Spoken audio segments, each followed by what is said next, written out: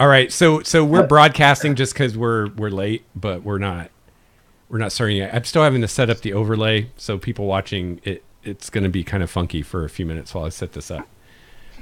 So talk amongst yourselves. Restaurant is great. What'd you have? Huh? Did you say restaurant? Danielle opened a restaurant. Oh, Ooh. you're talking about my restaurant? Yes. Yeah. It's a board game pub. It's Ooh. awesome. I've been there quite a few times, actually. Sweet. I haven't seen you at all. Yeah, I don't get to go very much. I'm in Nashville right now for my day job, which is very far from my home in Bellingham, Washington. Is anybody else on the East Coast? I'm in Princeton, No? New Jersey. Princeton? Cool. Yeah. Nice. There we go. Steve is shrunk. There we go. Who am I missing? Craig, where is I'm Craig? a tiny little box. Here, present. Great. Yeah, I'm widescreen. I have Player 1, privileges, I guess. player 2, player 3, player 4. Oh, there's no player 5. There's your problem. Uh-oh. Player 5. Am I having an existential crisis? There we Yeah. go. There we Seems go. like. So I apologize for anybody watching. I apologize for the kind of rough layout of the visual today. I have to set up a new thing because we're not using Roll20 for this. So I have this big part of the screen where I used to have the Roll20 tabletop, and now it's just the chat, I guess. But this will be useful when I screen share some stuff later, maybe. I think. So we'll work this out. Just give it time. Yes. All right. Okay. All right, you're looking good on the live stream. Oh yeah, I should open the chat. I've done this before, I swear. It's all right, I got you covered. And I got this new stand, and I feel like the mic is like in my face, which I don't like. So I got to figure something out with that. It's like having someone do this to you the whole time. I don't know. Yes. Okay, chat. All right, awesome. We're good. So before we get rolling, I got together with everybody kind of separately to go over everyone's characters. But does anyone at this point have any questions or anything before we jump into stuff? Before we pass the point of no return? Well, I said on the forum I'm a little confused about the mystery cults, but that's more background stuff. It's not necessarily important to the session right now, is it? What are you confused about? Oh, it's not confusing per se as it is just like I just don't know much about the background or what I've been doing there. It doesn't matter. Okay, yeah, that's just one stuff I have to come up with. And I don't know if you guys noticed, but I made a couple sub-forums on our forum for the 2 mystery cults that we have right now. And I hopefully set it up in such a way that if you are a member of the mystery cult, you can see that. And if you're not, you can't. Oh, so we'll cool. see. So let's see. Phoebe and Craig, your characters are part of Dianara's cult, so you should see a forum for that. And Brett, you're a member of Elandra's cult, and I think that's it so far. I see. Yeah, I haven't seen anything for a cult, so. Oh. I Good did on see that it, front. so. Okay, good. Then it seems to be working as designed. There's nothing there. So for those of you that are members of cults, I'll start working on that. But at this point, you guys are pretty, you're at the bottom rank, so there's not a huge amount of benefits at this point anyway. Fronts. Yes. Yeah. And kind of the way the mystery cults are going to work is your advancement in those is tied totally on what you do. So I really think it's easiest to explain this in video game terms. So basically, we're going to have story quests, and you're going to have various side quests that you can undertake or not. And then the mystery cults could be further side quests, you know. So we like farm rep with Basically, with our yes, mystery cult? exactly. Yes. Are there treasure golems though? I don't know. Yes. There could be. There could be. Can we do like a thumbs up for treasure golems? Yeah. Yeah. So once we get going in this, it's going to be pretty sandboxy. So, hopefully we can use the forums and the various tools we have, so you guys can kind of decide each week what you want to do. Because the idea is you're going to have a lot of options, and it's totally up to you what you want to do. So you could spend a week, doing something for the mystery cult for Dayanara, for instance, and then those of you that are a member could earn brownie points. Those of you that aren't members, if you wanted to be, could become a member. But that'll be really up to you guys. But yeah, basically you'll do side quests for these different cults to improve your rep with them and get benefits and stuff like that. Cool. Yeah. Do So all side quest people have exclamation point hats on their yes. heads? Yes. Yes, if it's a story quest, it'll be yellow. If it's a side quest, it'll be blue. Yep. Awesome. And is there a spell to detect the color of the Yeah, right. exclamation mark? Or find nearest quest giver spell. Yeah. I have a What divining about rod the request. difficulty level of each quest? Is there a color for that? And an arrow. 'Cause I don't want to pointing run to into it. any ones that are red. I don't want to do any red ones yet. Not at level 2, we don't, for sure. There are 6 of us. If we just all kick it in the shin simultaneously, we might be okay. Yeah.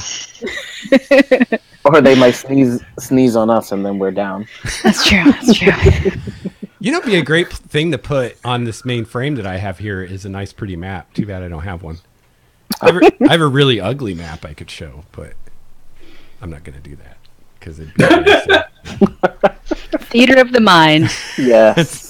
That's right. That's right. Imagination. Believe me, it looks way better in your imagination than if I were trying to try to draw it. Believe me. All right. So let's see. So we're going to start out with a scene where you guys will be able to kind of introduce yourselves. So I'll do a little exposition and we'll jump into it. I'll try to keep this short, especially after all my preaching about long exposition. All right. So first of all, welcome everybody watching. This is our first session.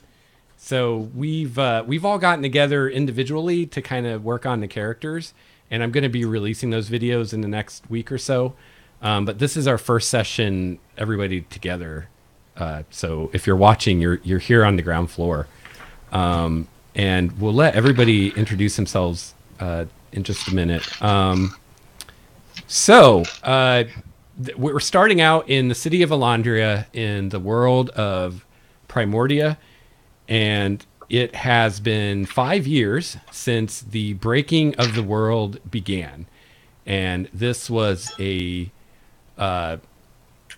cataclysm of earthquakes and volcanoes and tornadoes and hurricanes and all that stuff. And basically, the world had one really big continent that has started breaking into pieces. And this started about 5 years ago. And because of this, the city of Elandria is filled to bursting with refugees. The sole survivors of the once great nation Elandria was the capital of, a nation that is no more, as well as those who were able to make it to the city from other places. So some of your characters are people who have taken refuge in Elandria and are originally from somewhere far, far away in the world. Elandria survived the breaking and the rifts, which happened at the same time. All these interplanar tears in reality were opening to various other planes and worlds, and all kinds of nasty things came through those and created havoc. This all started happening 5 years ago, and the rifts and the breaking itself diminished greatly a couple years ago. It's widely believed that the gods stepped in and performed some kind of miracle to save everybody's bacon. And although the breaking is still happening, and although rifts still occasionally open, it's nowhere near as bad as it was before.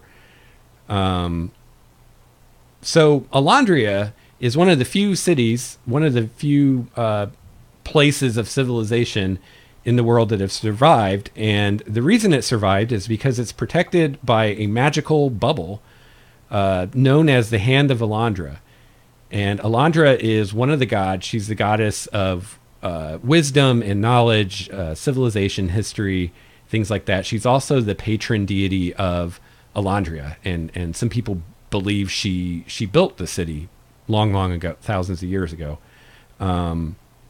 So this bubble prevented the rifts from opening in the city, so it gave safety from the rifts, and also protected the city from the various natural disasters that came with the breaking. Elandria now trades with a handful of other cities using magical portals. No one travels the wilds of Primordia anymore. No one, that is, except adventurers. So your characters at this point are not adventurers. You have various other professions that we can talk about in a minute. But maybe you've thought about being an adventurer. Maybe you wanted to be an adventurer. Adventurers are kind of like the movie stars or the rock stars or the pro athletes of Elandria. They are well known and admired and feared and all that good stuff. Oh, real quickly, it looks like everyone's muted. Is that intentional? Yeah. I kind of just did it because everyone else did it. Okay. I'm just making sure I didn't do something and mute everybody. No, I'm avoiding heavy breathing, and there's like a barking golden doodle at my Airbnb. Okay. So I'm trying not to. Yeah, Okay, I have fair a enough. cold, so I'm trying. No, to avoid it's fine if you want to mute yourself. I saw them all, and I've never seen that before, and I'm like, oh crap, what did I do? All right. So that's kind of the basic setup. So you've got the city overflowing with refugees from all over. There's a lot of people literally living in the streets, and below the city are caverns where they've moved soil in. They're magically lit, and they have fields growing crops underneath the city. And a lot of the homeless people actually live down there because they don't have to worry about rain and cold and stuff like that. So all of you know a member of the guild named Dorinda, and I think I mentioned her to all of you in your prelude. She's a human woman. She used to be an adventurer, but her adventuring career ended when her team took on a red dragon and lost. And most, or pretty much all of the team except Dorinda were killed. Dorinda managed to survive by teleporting out of there, but not before she was burned by dragonfire. And so she has horrible burns and lost her sight because of it. Let me see here. I think, I'm going to tell you more about her in a minute. So anyway, she's kind of the mutual contact that you guys all have, and she has talked to each of you individually and told you that she has a mission that she wants to recruit you for. You will be basically doing this for her personally, but if you're successful, she will sponsor you to become full-fledged adventurers of the guild, and if successful, this mission should count as your trials, and you'll just be made members of the guild, and you won't have to go through the trials or anything that people normally do. So you've all talked with her about this, and you all receive a message from her early one morning to meet her in her chambers at the guild hall, and she asks you to, you know, bring your gear, bring all your stuff, and come ready to travel on an extended expedition into the wilds. So you all kind of come on your own. At this point, you guys don't, for the most part, know each other. There's a few of you that may know each other a little bit, which we can discuss in a minute, because some of you are tied to the court in one way or another, and so you might know each other. But you all kind of come separately. The guild hall is in the portal square, which is at the center of the inner part of the city, which is the oldest part of the city, the part that was built by elves long, long, long ago. The portal square is a round courtyard surrounded by the portals of Elandria that lead to other cities. Each portal is a 20-foot diameter gleaming circle of crystal encased in a lattice of silvery metal, perhaps mithril. The portals are each flanked by guardians, and the guardians are massive statues. Most of them stand around 10 feet tall.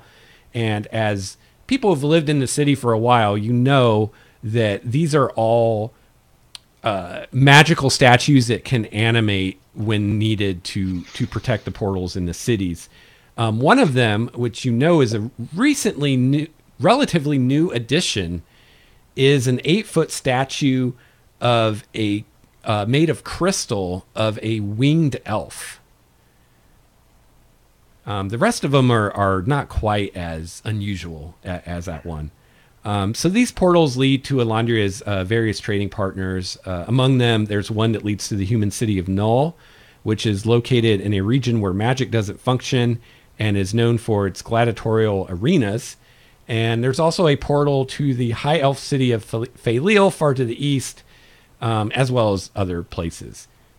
So on this portal is the Guild of the Honorable, or the Guild Hall of the Honorable Guild of Adventurers, Explorers, and Scholars, which is a massive building of elven architecture made of gleaming white, magically grown stone. So this building looks like almost like liquid stone was pulled up out of the earth and shaped into the shape of the building. There's no blocks, there's no mortar, there's no seams. It all looks like just one piece of white stone. And the guild itself is an organization all adventurers of the city belong to. The guild discovered the portals, and building, maintaining, and protecting the portals occupies a lot of their time. Adventurers of the guild also explore the wilds, seeking knowledge of the old magic that's been lost and other treasures, as well as remnants of ancient times to be preserved and studied in Elandria. So you guys head in there and you find your way to Dorinda's quarters. Her rooms are warm and comfortable. The doorways within her rooms are all hung with beaded curtains. And you meet with her in her sitting room. Her sitting room is fairly interesting. There aren't any chairs. Rather, the room is carpeted with layers of thick, brightly colored rugs. And the floor is then covered with thick, soft pillows for lounging. The centerpiece of the room is a humongous hookah, which fills the room with silvery smoke and the musky, flowery, heady aroma of the pipe flower that Dorinda's pretty much always smoking. Dorinda herself is clothed in flowing silk cloth in turquoise and silver. The only skin of hers that is exposed is her face and her hands, which are just covered in these horrible burn scars. Her eyes are completely gone. She has no hair. So I told you the rest. So you know that when she went physically blind, that she sought comfort and sought relief from her pain and misery in Ganj and his psychedelic substances that he provides to the people of Primordia. And Ganj, as the god of prophecies and visions, among other things, blessed her with a new type of sight in the form of prophetic dreams and visions and things like that. so she now has this power to see the future and faraway places in her dreams. So you guys kind of come in one by one, and she invites everyone to sit. She offers you, something to drink, something to eat. There are, of course, numerous hoses coming off of this hookah that anyone can enjoy if they want. And once you're all there, she tells you that, and some of you may have heard this before, but she tells you that a couple weeks ago she had a dream of a village out in the hinterlands, which is to say out in the wilderness to the east of the city. And in her dream, this village was surrounded by a wooden palisade and was still very much intact with people who were alive.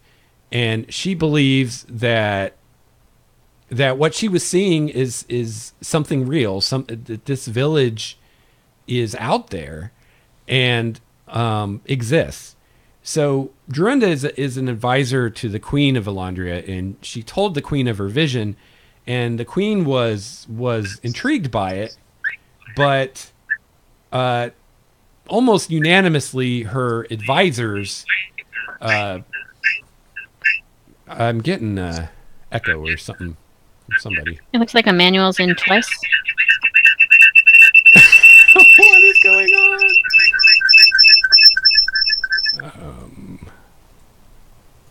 Huh. Oh, he dropped. That's great. All right, there we go. All right. Well, whatever it was is gone. Hopefully, Emmanuel. I think we all just had our first psychedelic moment. Yeah. Part of the experience. Contact buzz. Hopefully, Emmanuel comes. I think Emmanuel's gone. Emmanuel, are you here? Manny? Manny. Oh. Nope. Oh, that's Nope. a no. Hopefully, he will come back. There he is. He's back! Yay! Yay. Sorry about that. No worries. All right. Let's see. Where was I? So she tells the Queen about this, and the Queen's intrigued. Her advisors, however, don't believe it, and they say, there's no way that there's some village out there that survived this long on its own. That it's impossible. Dorinda also spoke with higher ups in the guild about this, and although they weren't quite as skeptical as the Queen's advisors were, they still found it hard to believe and weren't willing to devote resources to looking for this supposed village. But they did give Dorinda permission to look into it herself. And she says to all of you, she says, obviously, my days of adventuring out in the field are over. So I know each of you personally, and I know that you each are skilled and capable people, and that you each have your own special gift, your own special talent. And I think that together, pooling your talents together, I think if you all form a team, that you have a very good chance of finding this village. And if you can do so,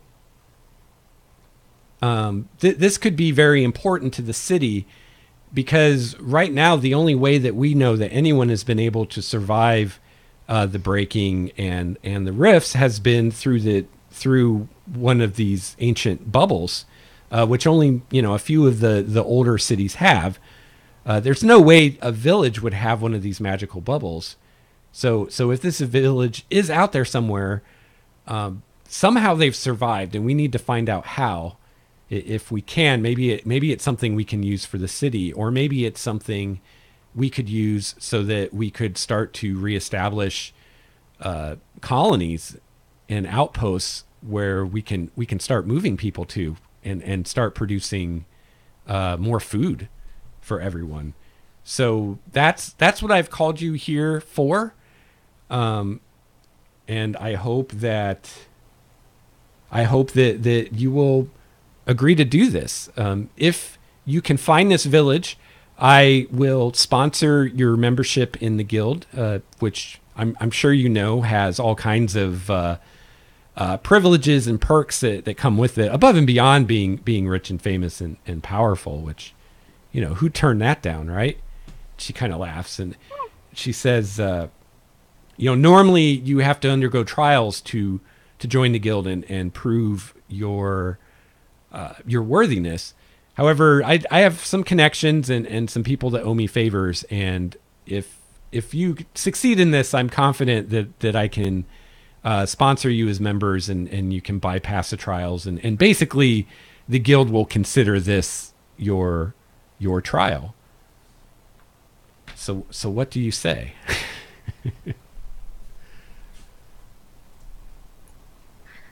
Sorry, I say. You got a mascot. Yeah, he keeps jumping on the kitchen counter, and he's not allowed to do that. But so I keep having to get up and go yell at them.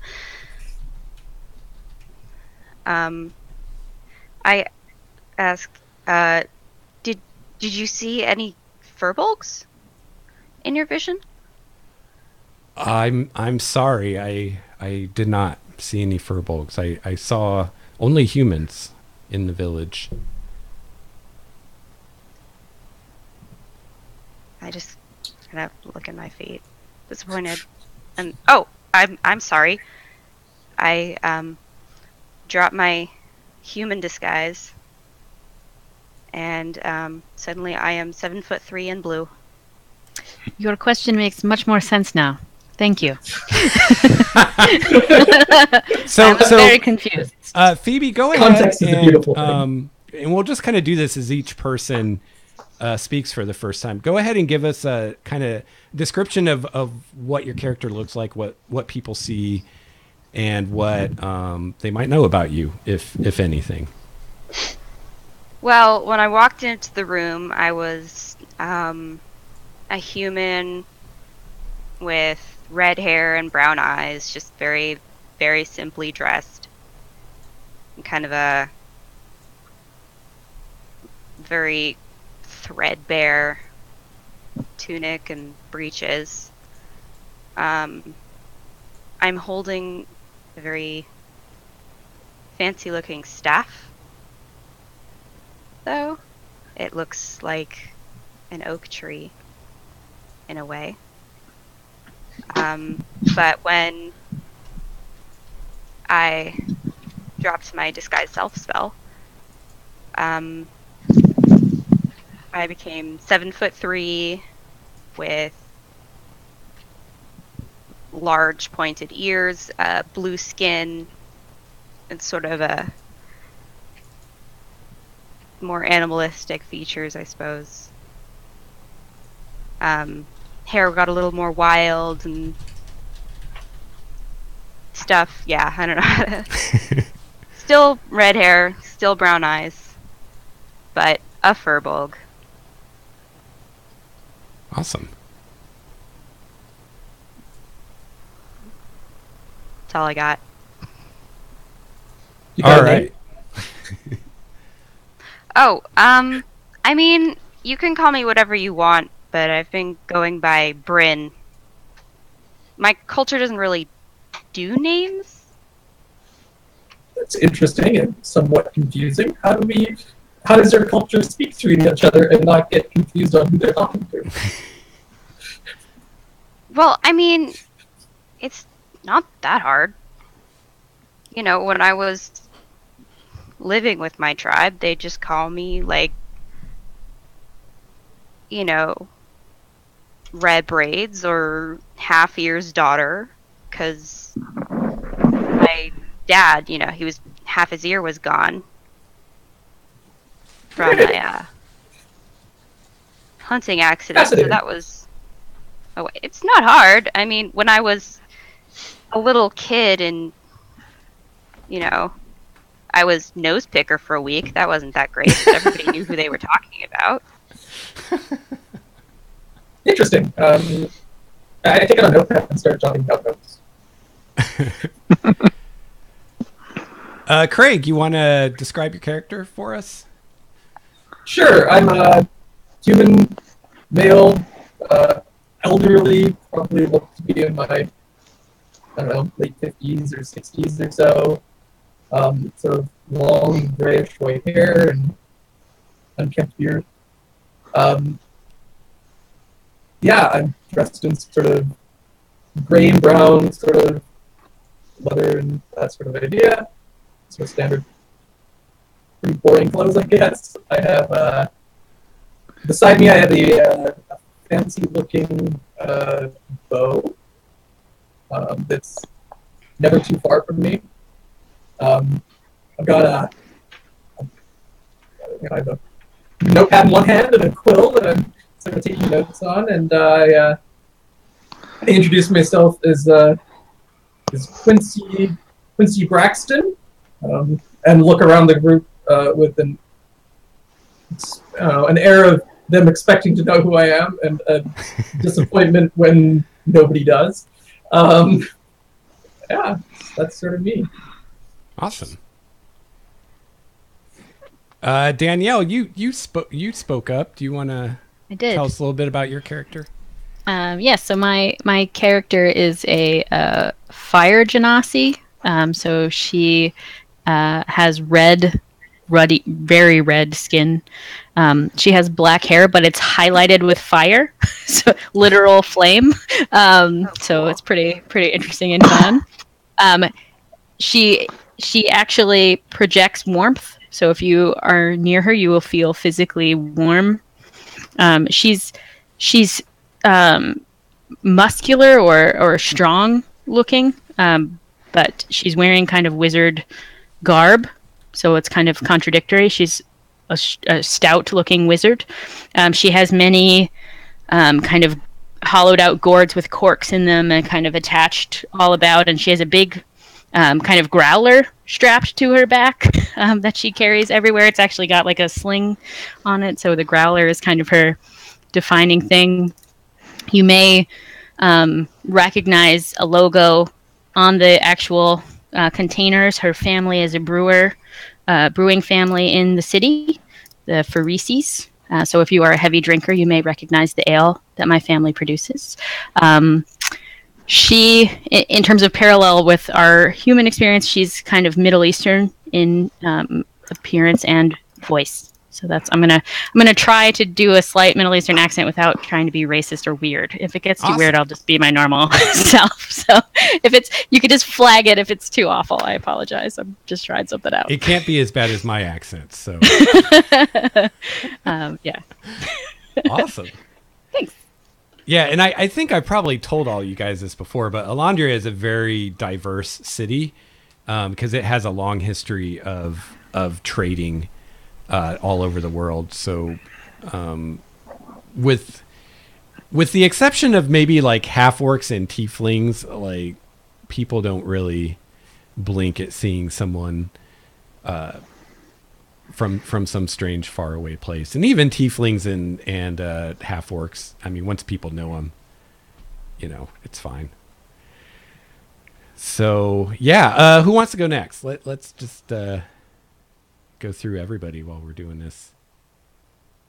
I should pick someone. Steve.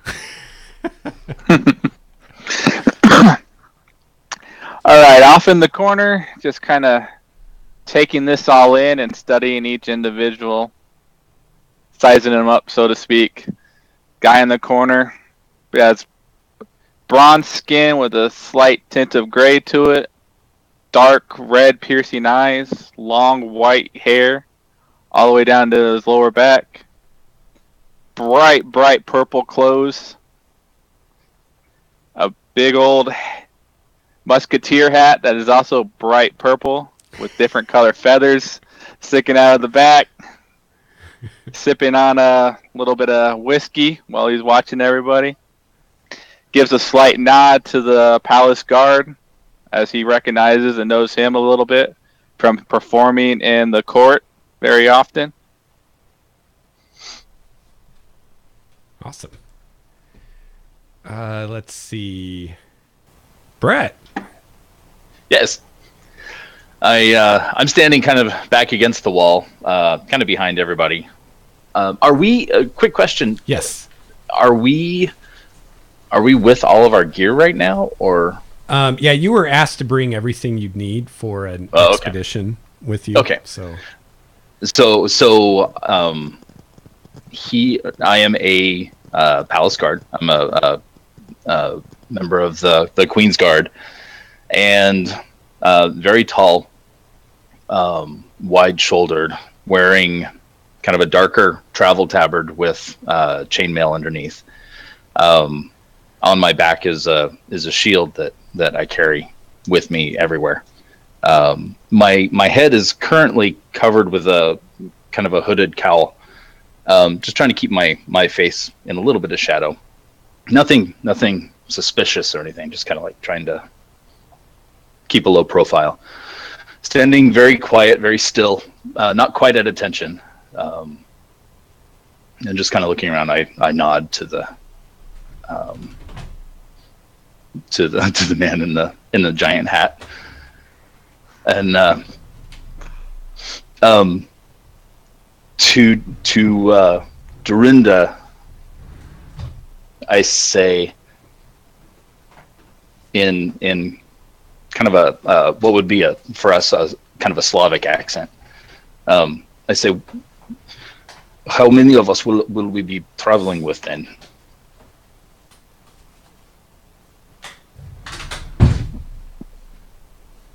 Oh, that's me. That's you.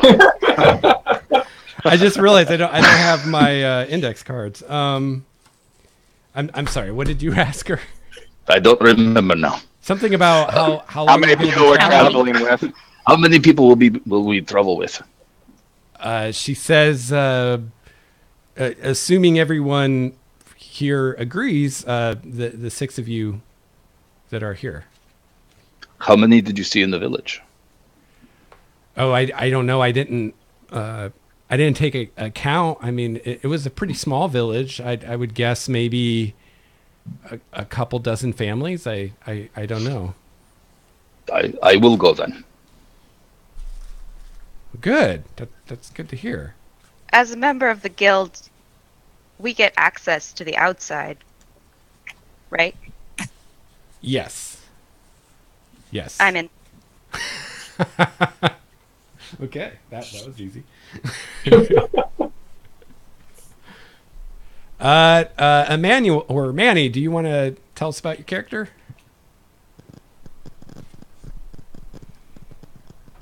Oh, can't hear you. Yeah, I think you might be muted, buddy. I see your lips moving.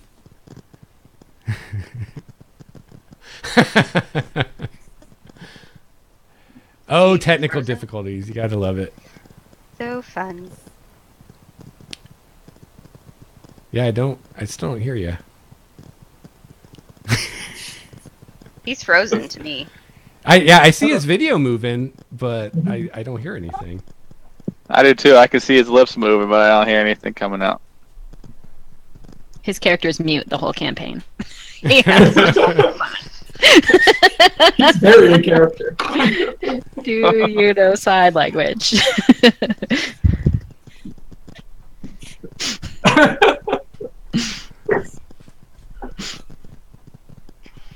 Oh, too fast for me. He's still completely frozen to me. You missed some really bodacious sign language. Oh man. Wait. No. We'll give him a chance to figure that out. So while we're waiting on Manny, does anyone else have questions for Dorinda or it's a pretty laid back atmosphere, and since she's already spoken with each of you individually, she's kind of assuming that everybody's going to agree. So she encourages you, since she says, I think most of you have not met before. She says, we do have a little time if you wish to get to know one another a little bit. I've arranged transportation for you, but we can take an hour or so to socialize if you'd like. Try it again, Manny. Can you all hear me now? Yes. Yes. Yep. Huzzah! Those sweet dulcet alive. tones are back. Yeah. So Larissa is a tiefling. However, when you see her, she doesn't look any different than an elf. Pointed ears, blonde hair, tanned skin. She wears a long, tailed like coat, Mandarin collar style, and she has a lyre which she uses and plays soothing tunes with, but she never lets it go, no matter the situation, and kind of keeps her distance from people, trying to never have anyone behind her. Just keeping anyone from noticing if it were that she has a tail, which is hidden through a disguise self spell. But Awesome. she would greet what was it, her name, Jorenda, and just say it's a pleasure to see you again. Always is.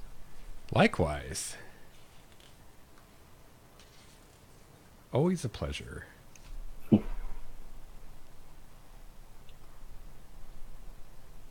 Out of curiosity, has anyone here seen any other Forbolgs in the city? No. I don't remember ever seeing them. Yeah, none of you have seen any furbolgs. No. I might have seen a stuffed one not too long ago, but I can't remember. I looked down at him. That Excuse smells me? very nice.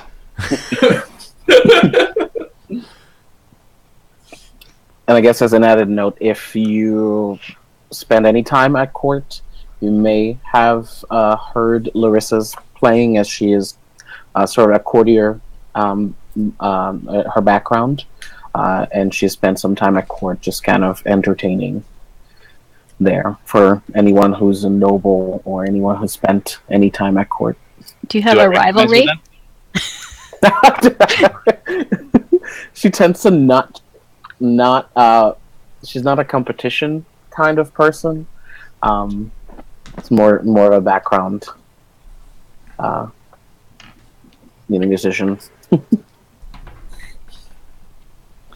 Yeah, and Malagar was more of a socializing with the people than actually performing Oh, okay. while he was in So- court. So no dueling banjos. No, not What a really. shame. Aw, missed know- opportunity. Something interesting. Speak up if your character plays a musical instrument, because quite a few of you do. Maybe everyone. I'm not do. sure. Maybe we should make a band. Oh, what's the name of mine? I forgot. A troupe. I play the harp. I don't play an instrument. I Oh. do not either. Just- I am very talented. I play the card deck. I can blow on this jug. Ooh. Nothing like that ruffling sound of cards. Yeah. That's right. Abstract sounds. And now I shall shuffle the deck. I play the. I don't know. What, I am called Foley Artist. I play the Gemshorn. Ooh. What's is the that? Gemsword? What the hell is that? Yeah. Type of ocarina made from the horn of a goat. Hmm. I am Cool. just that extra Yeah. that I decided. Did you eat the goat? How do you spell that?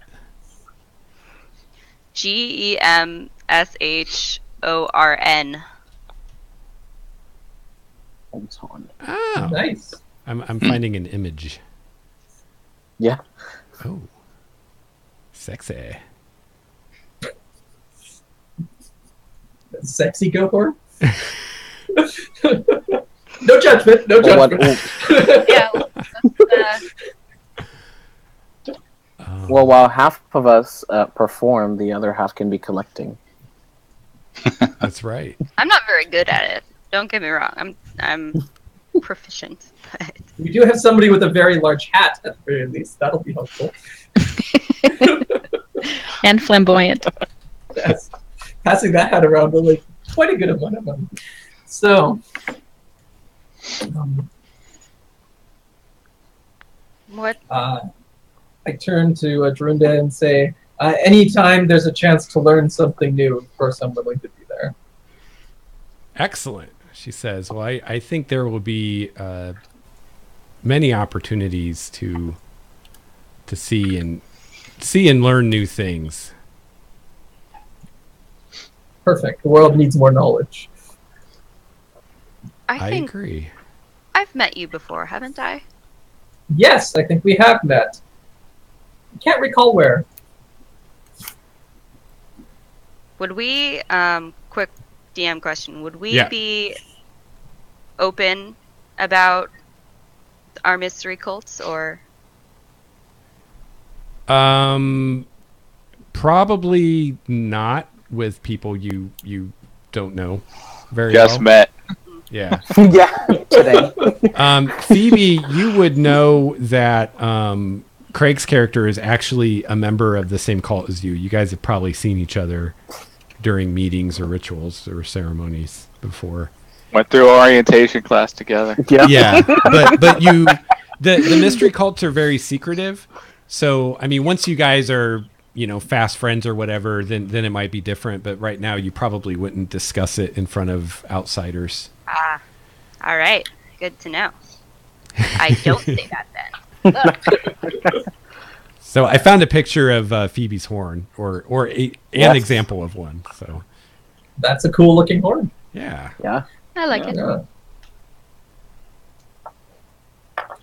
And I'll show the audience briefly, but it screws up my overlay, so I won't keep it up. I got to fix that, but we'll wait till we get the Discord worked out to fix that. So Yes. all right. So yeah, like I said, you guys, it's kind of like I mean, there's snacks, there's a hookah, there are drinks. You kind of have some time to just shoot the shit, and if you want to role play any of that, that's great. Otherwise, we'll just assume that you guys got to know each other a little bit in like over maybe like half an hour or something,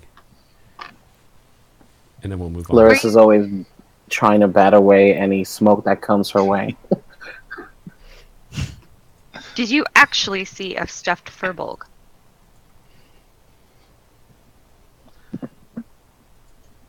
I believe I had in a zoo or a library of some sort.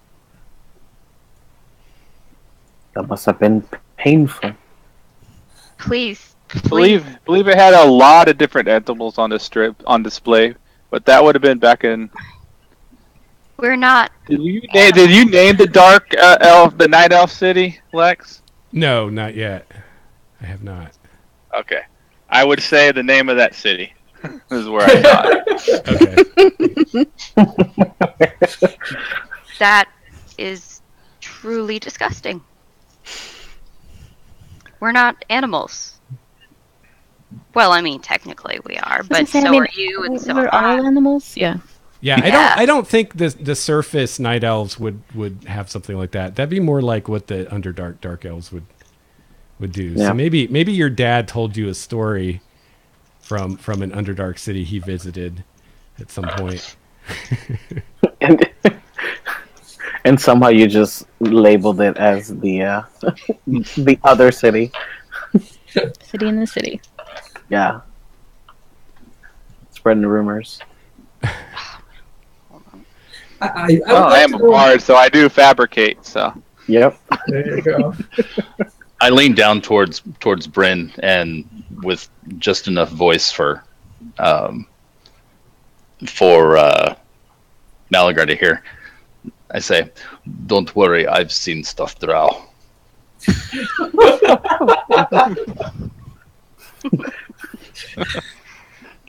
Just kind of gives. I kind of smirk at that and lift my cup. Oh my. I am Vol, by the way. I do not know if I know all of you, but you can call me Wall. Well, Like a barrier. Like a wall, yes. To hide behind when things get dangerous.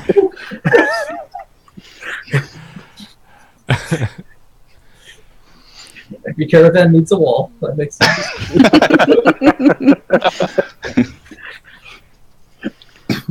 If you see me running, get out of my way. I'm probably afraid. It's very uncommon for someone to admit fear. Truly. That reminds me, my name is Fear. Get Fearhan, but you can call me Fear. I like this name. I like Wall. It's a pleasure. Larissa, And your Larissa will accent's take out. top notch. Yes. Larissa will take out her lyre and start just playing some background music. Oh, speaking of which, I forgot to mention, also in this room is a full-sized harp that magically plays itself. It's playing a very soothing melody. Oh, I try to compliment it. Oh, yeah, no problem. Try. Yeah. Yeah, not a problem. Get outshined by a magical harp. Well, in your defense, I feel like the harp spends most of its time harping, so. Right. It's not a side gig. Yeah. That was much practice. Well, in the harp, I mean, it just kind of plays the same thing on a loop. So you're able to improvise around it, and it's much Like more elevator entertaining. music. Yeah. Yeah. Okay, let's not harp on the soundtrack. Let's go. Wow. Woo! I don't know what you gained disadvantage on this for fucking that. guy. I mean, the dude's name is Wall. I don't know what we expected. Are all of your characters' names puns, Brett? Is that just a thing that you do? Maybe, yeah. Yes. Yeah. I remember last time your friggin' monk named Kihai. Kihai. Like, yeah. It was so totally falling out of character, but it was so perfect because Kihai is Hawaiian for fire, so it just worked. Ah. Oh, multiple layers there. See, Yeah. it's an onion. Nice. It's Wow. an That's better than most puns. Most puns don't even have one letter. no.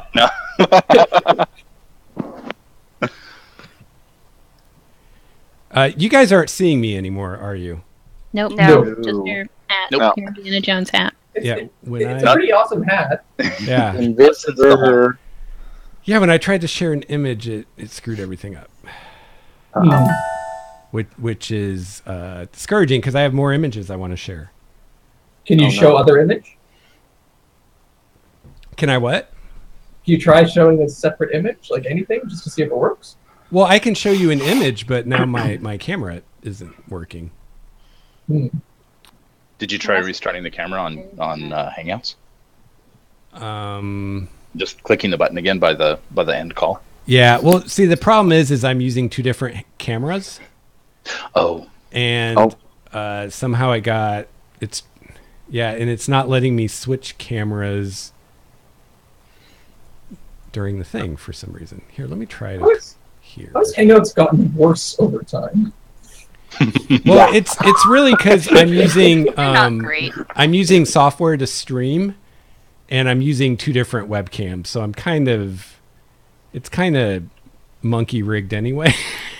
So it's like if one little thing goes wrong, the whole thing just becomes a mess. Yeah. If it's any consolation, the stream looks like your camera is working. Well, that's the camera for the stream is working, but not the camera for Not you ours. guys. Yeah. And now all your guys' images are out of alignment because Nope. of that. Uh, So I'm trying to no. think. Yep. that's okay. You've never liked alignment anyways. Yeah. Wow, this is night of Wow. the puns, man. You know what I might try to do? I might try to leave the hangout and come back. Does that end it for everyone though? No. No. Shouldn't. Okay. No, Yeah. he's just leaving. Let me Like, it think. would if you I think left. it's Most of the not. story goes with him, but... Yeah. All the I don't plot think twists it- disappear, but we're still here. Yeah. Yeah. Our dice rolls are really good, though. Yep. Oh yeah. Yeah, we crit every Natural time. 20. Yeah, natural 20s all across. Okay, so let me try that. I'm gonna leave, and then Brett, can you invite me back? You got it. Can you invite people to this Let's find out. before I leave? Yeah. All right. Yeah, we can. Yes, I can. You're right here. Okay, and here I'll copy the address too, just in case. I'll Okay, be back so in one case. class. yeah, give me like 10 seconds and then invite me back. Okay, yeah, I'll wait until your avatar goes away. Oh, good idea. All right, sorry about this, everyone. Technical difficulties. Stand by while we get this figured out. All right, so. All right, I think we'll be good now.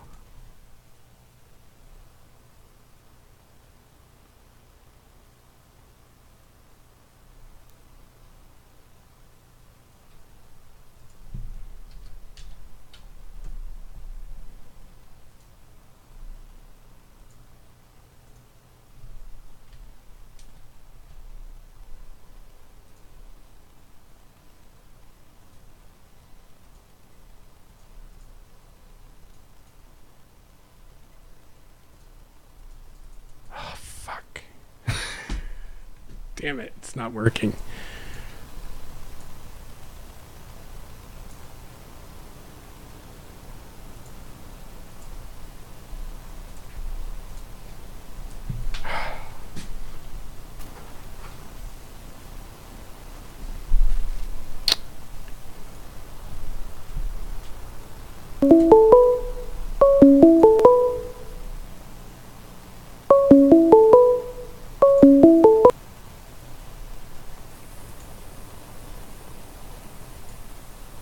Didn't work.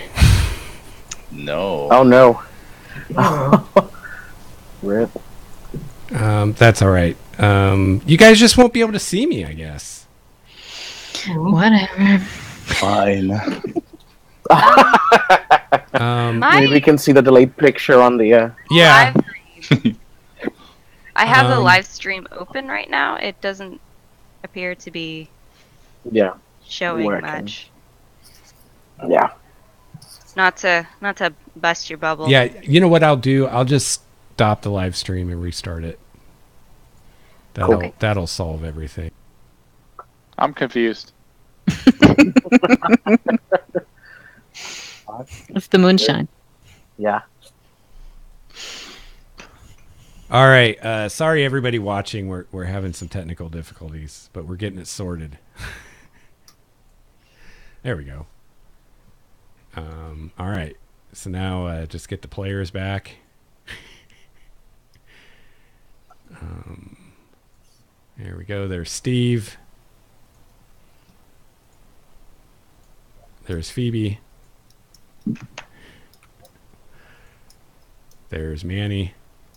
Oh, we're cooking now. Good. There's Danielle. Hope it's good because I'm hungry. There's Craig. Yeah, it's East Coast dinner time. And there's Brett. All right. Welcome back. And let's see. And then, yeah, let's do, let's just add an image in here. Stand by. Stand Hit the by. rewind button. I,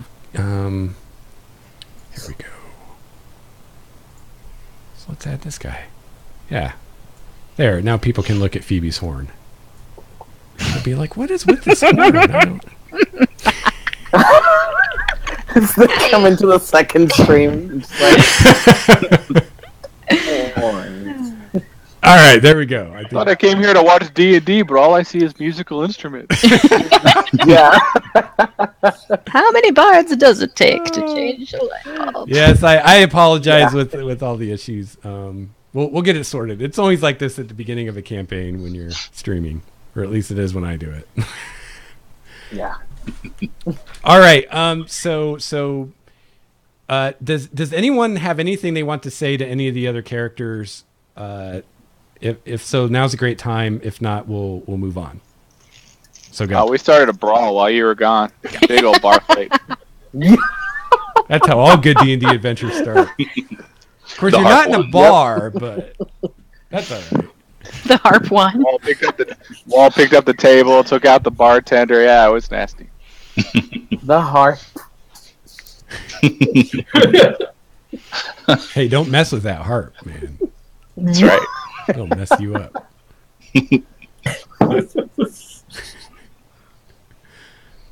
I want to take the harp on the adventure.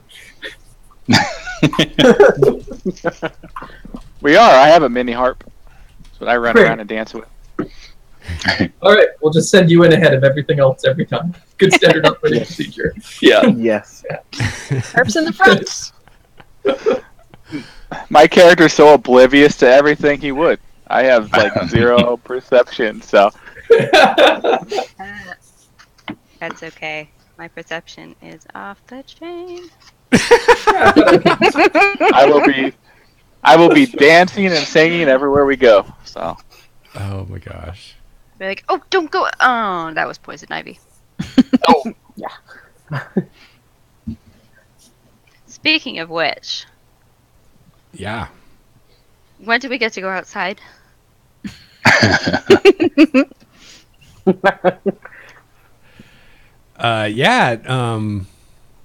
So let me just do one more thing here and we can move on.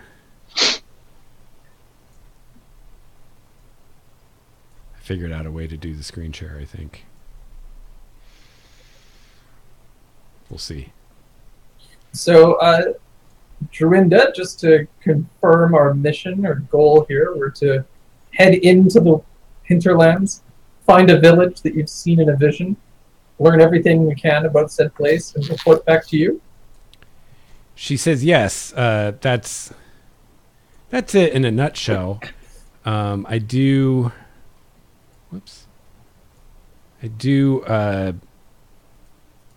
have some things I will give you to aid you in your quest. There we go. Sweet. Well, thank you. All right, I think we can get rid of the horn. Where is it? Oh my god, I have way too much crap going on here. All right, there we go. And the horn is under you. And people watching, I'm not super vain. I know there's like 2 of me right now. I think that'll work. We'll see. We'll see if that works. There's like 6 players. Dueling Lexus. Yeah. But are they all doing the same thing? Yeah, they are. Okay, it's not so creepy then. They are all doing the same thing. He can cast mirror image. Yeah. Now, why did my TV just send me to YouTube? You went very dark. Yeah, you're a black box. Yeah, because my TV just changed channels on me. Shut everything off. Give me a second. Man, this is a night for it. We are slaves to technology. Yeah. Yep. You use a television as a lamp. Well, I have a tiny room with a 65-inch TV on the wall. So yeah. Okay, fair enough. Hey, it works, you know. That When it does decides explain- to pop up YouTube and it shuts all the light out. So yeah. That does explain the lounge chair, Well, yeah. Yeah. as you can actually see. Fair I have enough. a little laptop. I'm just like, I can't say anything all the time. Yeah, 65-inch. It's my computer monitor, my TV, my everything. I'm jealous. All right. What is this? Aha. Let's do that.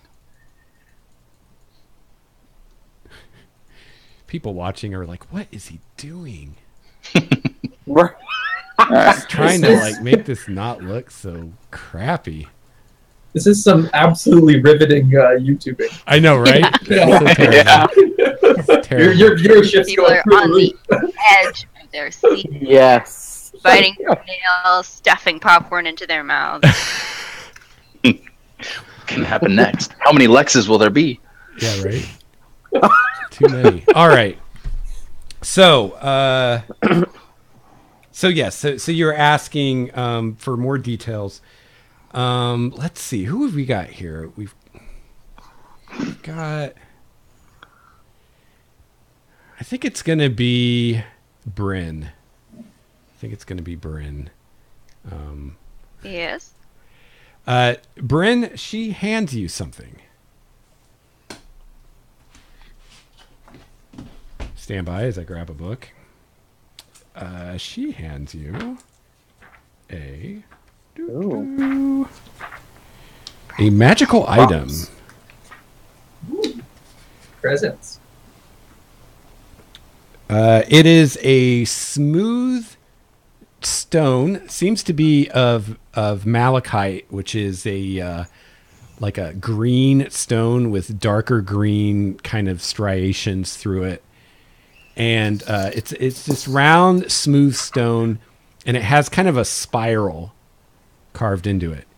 And she hands it to you, Bryn, and she reaches into her robe and pulls out a duplicate stone, exactly the same. And she says, this is a sending stone. You will be able to use this to contact me. So basically the way this stone works is it lets you cast the sending spell, which basically lets you send a message up to 25 words long to the other person that has the stone, which is Druinda. And you can do this once per day. And so the stone basically recharges with dawn every day. So she asks you to report in every day kind of your progress. And then if, or when you find the village, to report to her as soon as you can, once you find it. And then she can give you more instructions. She can also use the stone to contact you once per day. Okay. Thank you, Druinda. Druinda. Druinda. I can say that. So she says, I would have sang into it every night.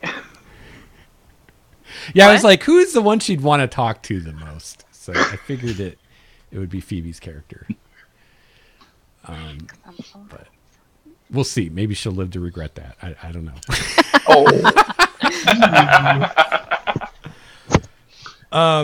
She also 10 alone.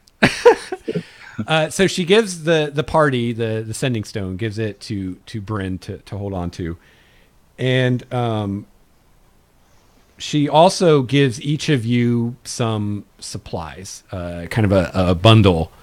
I think everybody's got a backpack, right? Everybody gets some kind of pack, right? So this stuff you could put in there. So you each get a potion of healing. You each get 7 days worth of rations, which weighs in at 14 pounds. You each get 2 water skins that are filled. Each of these weighs 5 pounds while full of water. They each hold half a gallon, and you need a gallon of water a day. So basically you can carry a day's worth of water in these 2 water skins. So you have to refill them every day. And you also each get a tinder box, which you use to make a fire, a mess kit, which is like, I don't know if you've seen a real world mess kit, but it's like little plate, little bowl, silverware, stuff to cook and eat with around a campfire, and a bedroll. Mm-hmm. So let me, I will go ahead and put that in the chat. Thank you. I actually have the Wanderer background feature. I Yes. can find food and fresh water for myself and up to 5 other people each day. Awesome. So So, that's just a thing to note, I suppose. yeah, We that's have some water even. now. I can get more later. I can make beer each day. I like her more. Or mayonnaise also. Are you guys seeing the chat messages I'm posting? Yes. Oh. Yes. Now I am. There we go. I would if I had it up. You should see, if you don't, you should see little speech bubbles somewhere, I think. Yeah, I ignored those too. Yeah, so she gives you that stuff, and like I said, she said that she's going to provide you with transportation. So she says, if you're ready, I can show you to the aviary. The queen was good enough to supply some of her own mounts for you to use. Ooh. Just To be sure that you can get there quickly and safely, because it is a bit of a journey. It would be far more dangerous if you were to go on foot. I sincerely hope that you have a horse big enough for me. If not, it's all right. She says, well, they're not horses exactly. Oh, I think they should be able to carry you. We each get our own very own little dragon.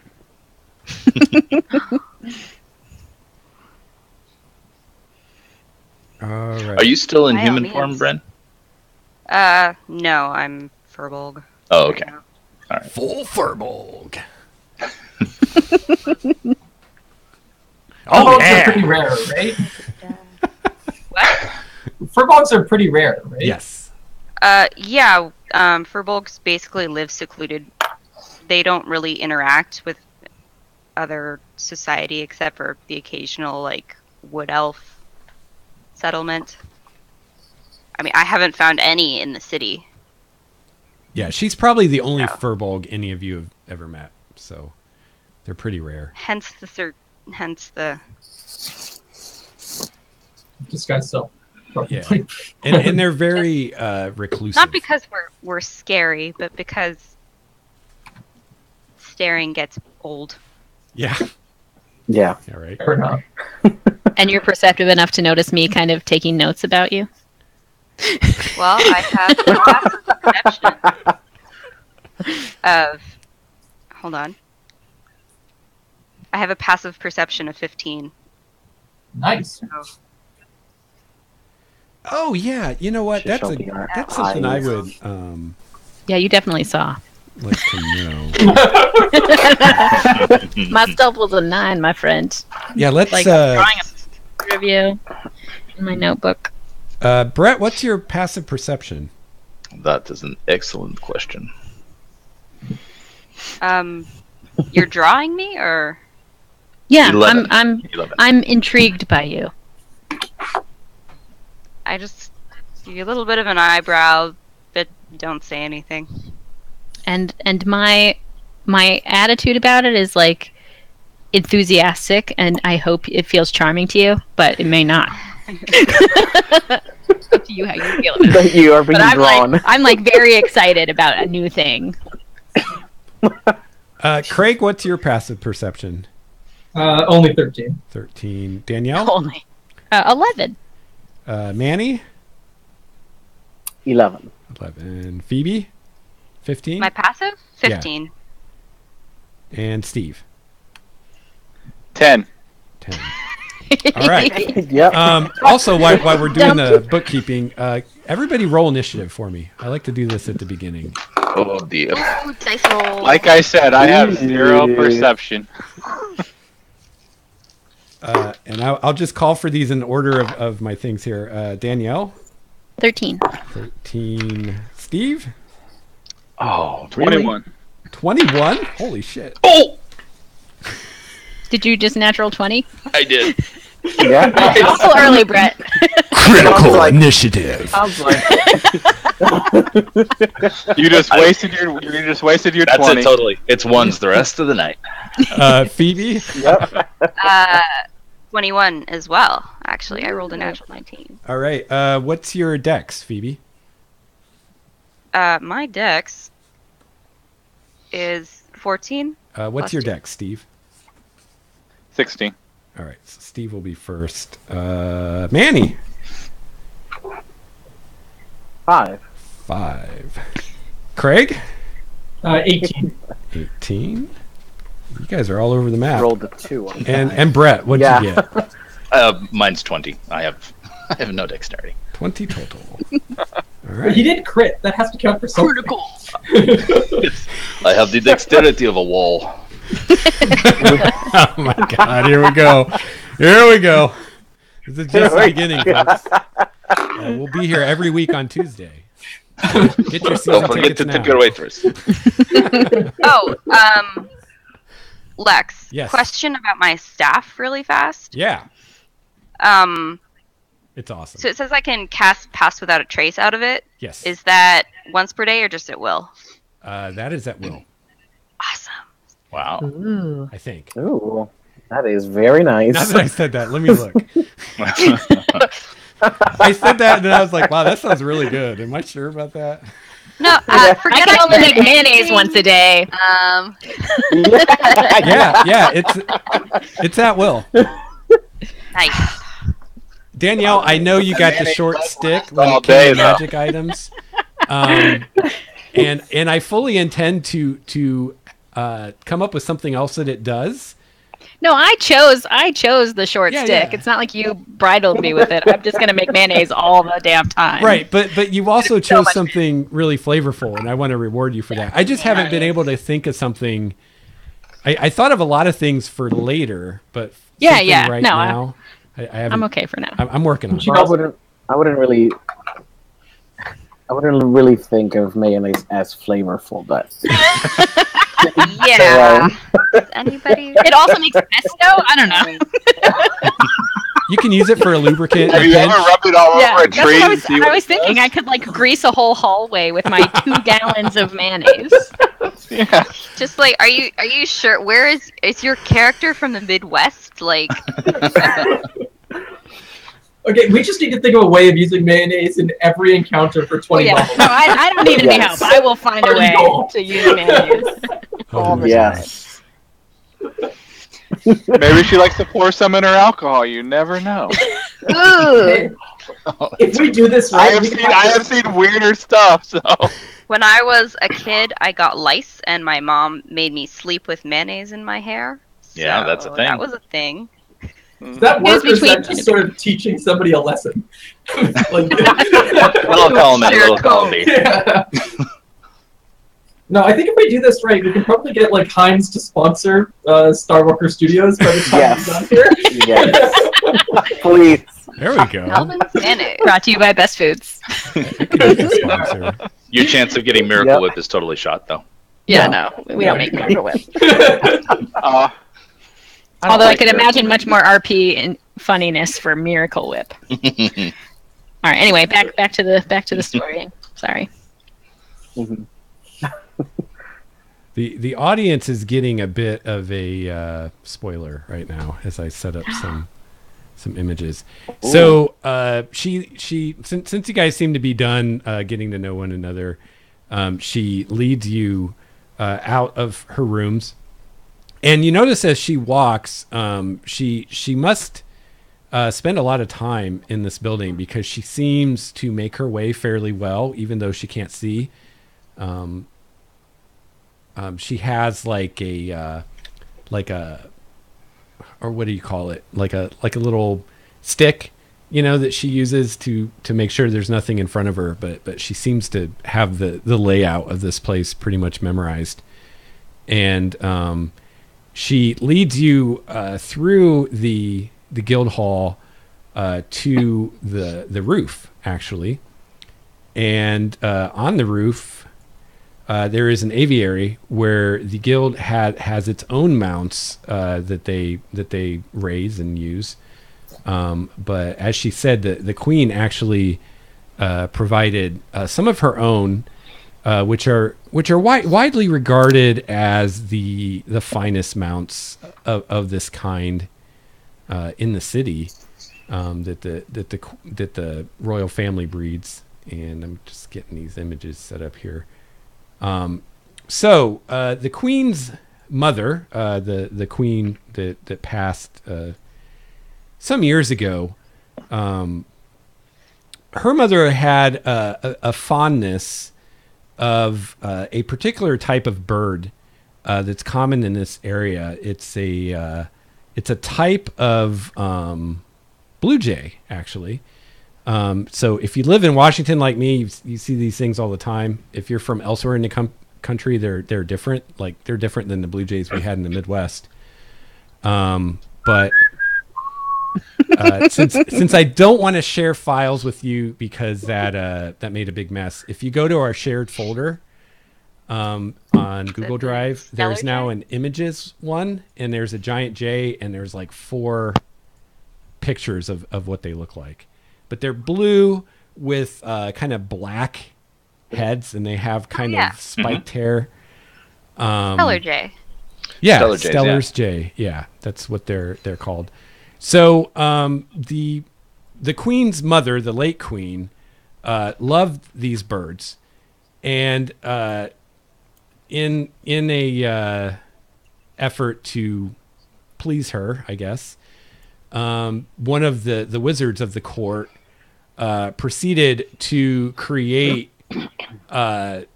giant versions. So waiting on you on the roof are 6 of these birds, the size of giant eagles. Like they're big enough you can ride them as mounts, and each is saddled with a special saddle that they use for this. And you're told that this is how you will be getting where you're going. I take some rations. You have to feed them? Feed mine. Yeah. Yeah. She says no. You should be able to make the trip in less than 8 hours. So you shouldn't need to feed them. By caravan montage. Yeah, by foot or by horse, it would probably be at least a 3-day journey. But these guys can get you there in like 7 hours because they're fast and they fly as the crow flies, or as the jay flies, I guess in this case.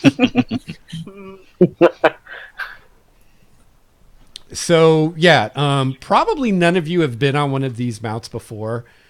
So there's a tender there who shows you the basics of how you control them and how you get in and out of the saddle and strap in and all that good stuff. And she says that she tells you that the birds have been magically imprinted with where they're to take you. So you don't need to worry about like navigating or anything like that. The birds will fly you where you need to go. She doesn't know exactly where this village is. So they're just going to take you someplace in the area, and then it will be up to you to search and try to find it. So Quincy looks at the birds kind of suspiciously and sort of circles around, checking the saddle a lot. Okay, sure. Sort of pulling on the straps.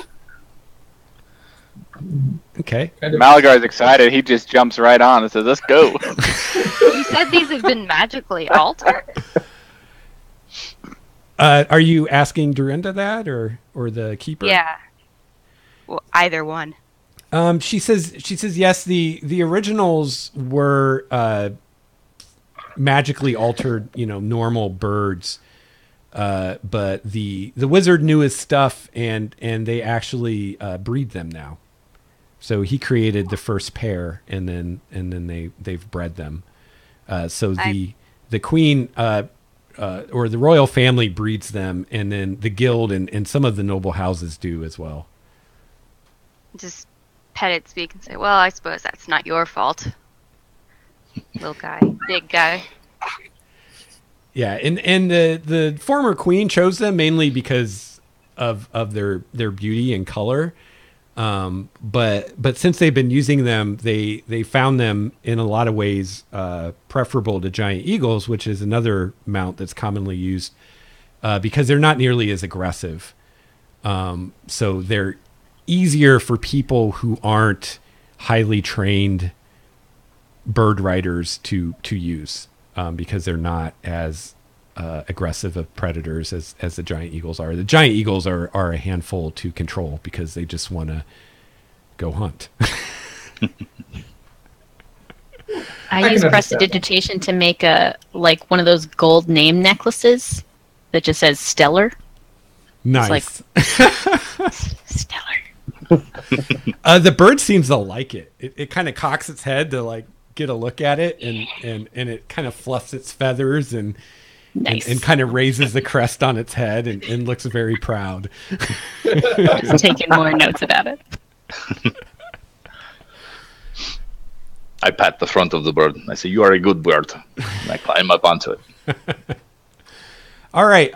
Just for fun, I'll have everybody make an animal handling check just to see how comfortable you are. If you don't have it, it's just a wisdom check, I believe. Yep. How smooth your flight is. 19. Nice. 21. Wow. I have +5 Wow. in handling. Well, you are a druid. That makes sense. Yeah. Oh God. I've got a 14. Okay. 13. 13. Okay.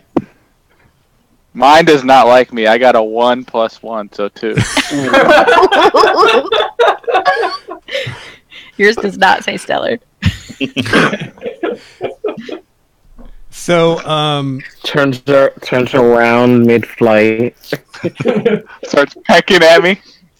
yeah. So Malagar has a little difficulty with the saddle, which is a pretty complicated affair, and there are numerous safety straps and whatnot.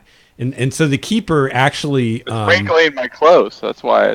Yeah, the keeper helps you strap in and straps you in very tightly. And in fact, you notice as you're kind of watching everyone else engages some straps that the others aren't using, maybe for less skilled riders. You're not sure. But Malagar, you are well strapped in. You're not going to fall off, but you'll probably need help getting off once you get there. Because they got you strapped in really good. Just don't show fear. They smell fear. Oh, I'm not afraid. I'm excited. Quincy starts complaining to the handler that why does he get extra straps to keep him safer and I don't? Oh well, I can use extra straps for you too, and start strapping you down too. There we go. Blasted birds. Good walk is what it means. Malagar, I think your bird is jealous of your hat. It might be. It is a Definitely very brighter hat. than he is. Jays are very proud. They're very vain. Yeah. You might do well to tell them that they're pretty. Like you, aren't you so beautiful? Aren't you a pretty bird? Can't you make a gold necklace?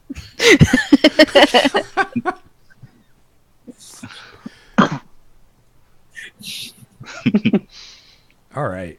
So you guys take off on these birds. It's probably mid-morning about this time. And as they take off, I mean, you guys, it kind of takes your breath away because these birds move very, very quickly. and they soar over the city, and before you know it, you're beyond the city and flying over the wilderness. So it's a long trip. Probably after an hour or so, the exhilaration of flight starts to wear off a little bit. But you guys just fly over just seemingly endless countryside, and you see really no signs of civilization or human or other habitation of any kind. You see mountains and dense unbroken forests. Occasionally you see ruins of structures, but the ones that you see seem like they've been abandoned for some time. Can I check? Check to see if I notice what type of ruins they are? Like from who? Sure. Yeah. How about just intelligence check? Sure. Can I just use my historical knowledge ability? Sure. What's that do? I can correctly ascertain ruins or dungeons' purpose and determine its builders. Oh, okay. Well, that's easy enough. Technically, I have to do it when I enter it, but I feel like being near it is probably enough to give me something, right? Yeah. So, the ruins that you see, you actually probably would even recognize some of them, like be able to say, "Oh, this is this specific thing." The ones that you see are of human construction, and they're ruins of the nation that Elandria used to be a part of 5 years ago. Very good. So, and you've, as an archaeologist, you know that any ruins that have been ruined or abandoned for very long at all tend to disappear. They get covered by vegetation and stuff. So just the fact that you can see them from the air, it makes sense that they're more recent. I start telling everybody about this, as well as giving a lecture about the different types of ruins in incredibly obnoxious detail. Yeah, the different stages of architecture of the empire, and how you can see them exemplified here. Hey Lex, what's the wingspan from tip to tip on the bird? Oh, I don't know. A long ways? Why? Why do you ask? Is it more than 20 feet? I don't know. Why do you ask? Tell me what you're really asking. I want to cast dancing lights and have a blinking light on each one of the wingtips. Oh yeah, you can do that. Yeah. Yeah, you can totally do that. I don't know what their actual wingspan would be, but yeah, you could do that. Awesome. So now it looks like an airplane. Yeah. And the other birds can see you coming from long off. Yep. And know which way you're headed. Assuming one is red and one is green or something like that. Yep. Awesome. Are the other birds now jealous of this pimped out bird? It's hard to tell. They do keep glancing at it. So you're not sure if they're jealous or if they're just wondering what's up with this bird. Or... We can make formations. Yeah, there you go. Formation flying. Being guided by the lit one, right in the. By the guy who rolled a 1 for this, yeah. Yeah. We'll put the shiny fumbly guy up front. I am pulling loop-the-loops. I am just having the time of my life over here. Nice. Bryn's like inverted. I'm completely strapped in, so I have no worries either. I'm going like, woo! Like, I haven't done this in forever. Awesome. So yeah, you guys, it's about a 7-hour flight, and you just see a lot of trees and mountains and rivers and things like that. You don't see anything dangerous. I mean, you guys are flying pretty high. So there's not much at your level other than other birds, and they don't seem to pay much attention to you. And you guys are booking. These things seem to be flying as fast as they can. So we know where the village would be, like the rough general area, or Well, you're going to Birds be know. They're deposited dropping us close by, in the I guess. general area, but you don't Okay. know. You're just going to have to search. all right. So we're just chilling. We're just having fun. We're not doing anything. I mean, special. she gave you some landmarks that she saw in her dream, like, oh, there's this twisted oak tree that looks a certain way. But they're the kind of things like you're gonna have to be pretty close to the village to even see those landmarks anyway. Because there's Or things even that have a she saw in knowledge her of the vision. outside. What was that, Steve? Or knowledge of the outside. Because I don't think my character would be able to tell the difference from one oak tree to the other. Oh, yeah, that's a good point. But yeah, it was basically things she saw in her vision. So there's things that are within sight of the village itself. So, yeah, not terribly helpful. I mean, by the time you can see those landmarks, you'll probably see the village itself. So, have to do some searching, I guess. So, like I said, it's like a 7-hour flight, and you know, even those who are really enjoying it after a few hours probably kind of just settle into the tedium of riding on this bird, and the rhythm of its flapping wings is probably fairly hypnotic. Luckily, Fall asleep on them. yeah, you're strapped in well enough that if you fell asleep, you wouldn't fall off or anything. So you might doze a little bit if you're really bored.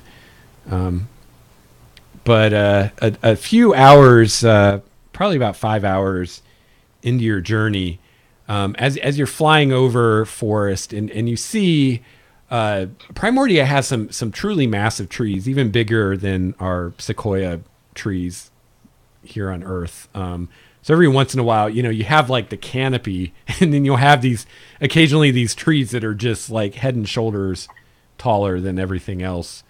And you guys are flying over this forest when you see something coming at you, kind of ahead of you, and from like a lower altitude, but climbing up towards you, some kind of winged shape.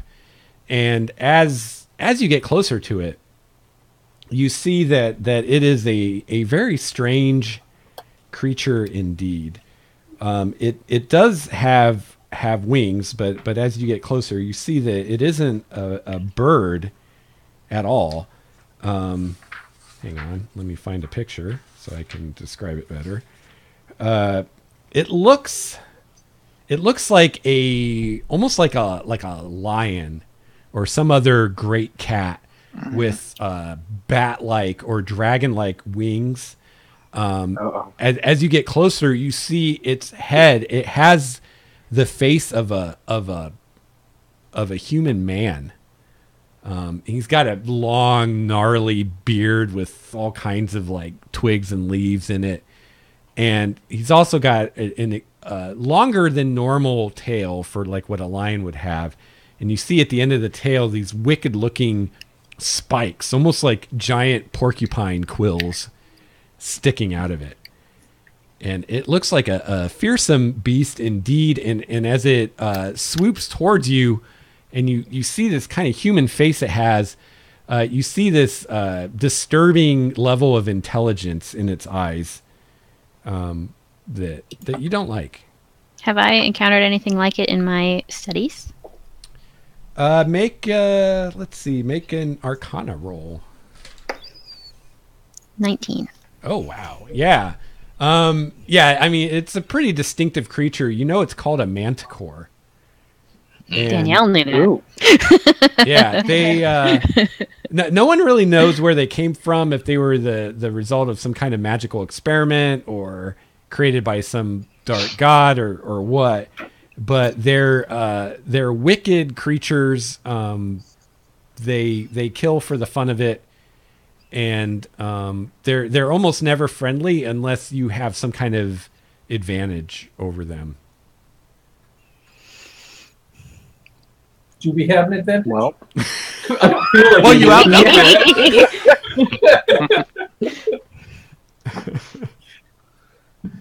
and you The also know that advantage is they tend to hunt in packs, so or prides maybe might be the better word. So you're Uh-oh. lucky that there's only one, but there may be others nearby. yeah. Lucky. I don't think lucky is the word. Keep an eye out. So if he coming for us, he definitely sees us. Yeah, he seems to be he's on an intercept course. Can we try and give this thing a white burst? Just like, Can we just kill it with fire? or, yeah, You can do whatever you want. or that. I pull my shield off my back and set it against my arm. Set it ready. I'll pull my bow out and knock an arrow Formation. while trying to gain higher ground. How far away from it are we? It's closing to within a couple hundred feet at this point. Do we see any others? This is the only one you see. Roll Okay. a perception check. Let's see. Whoever wants to. I wave at him. That's a Passive perception. That's a 13 for me. Okay. Also, remember, I have a passive perception of 15. Ooh. Yeah, my eyes. Oh, right. I rolled a perception of 19. Ooh, nice. That's what I got. 18 plus 1. Okay, so Brett, you would. Actually, I didn't add. 22, sorry. Okay, so Craig, you and Brett see far down, kind of where this thing came from, way ahead of you, and down, like at the level of the canopy. You see a few more of these things circling, but they're far away.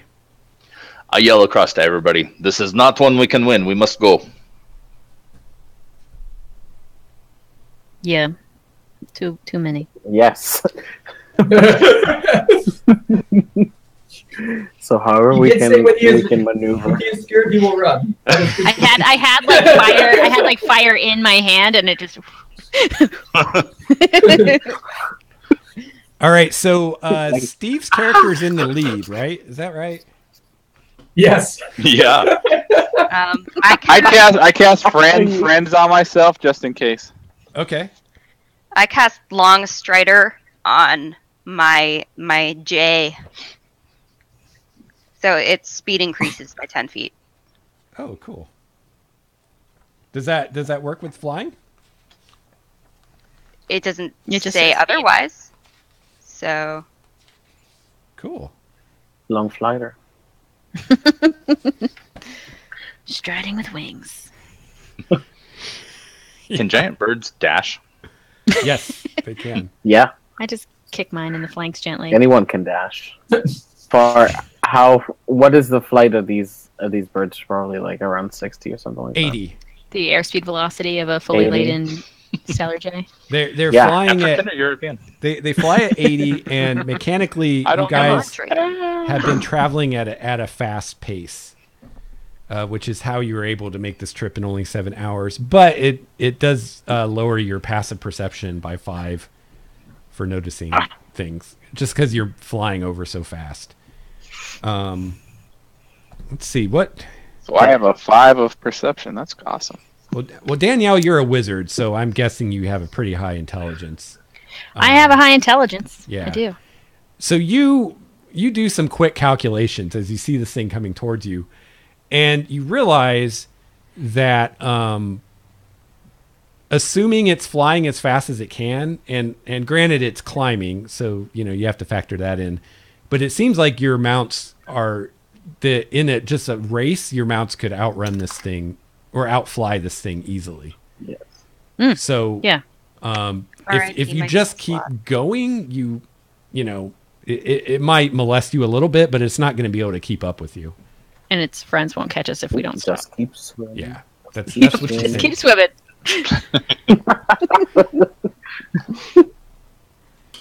It is, however, going to take a pot shot at Malagar. Oh no. As it's flying, it does this weird motion where it like whips its tail, almost like a whip, and you see some of those spikes like shoot out of the tail towards Malagar and his bird. Let's see how it does. 14. Does that hit your armor class, Malagar? It does not. It does, however, unfortunately hit the bird's armor class. Oh.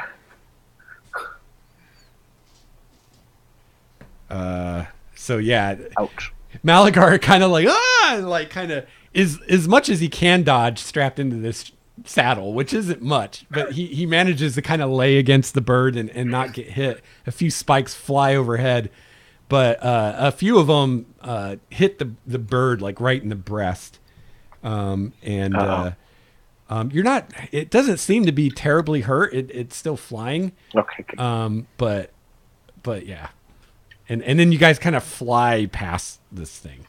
Does anybody want to take an action at this point? Yep. I have a light crossbow. I can try and shoot. All right. Steve, do you want to do anything? Yes, I do. What do you want to do? I'm going to heal my bird. Oh, cool. Good. 8 points of damage. Yeah, you kind of put your hands against its feathers and sing a song of healing, and you feel the energy flow into you and into the bird, and it seems to be fully healed. Cool. Nice. And the bird, as it's Who's a flying, it pretty bird? kind of looks back at you, like kind of cocks its head to look at you, and you get this feeling of appreciation from it. You're not sure how it's emoting that to you, but Board respect. I do the pretty Phoebe, bird. do Give you it a wanna- thumbs up and I tell it to haul ass.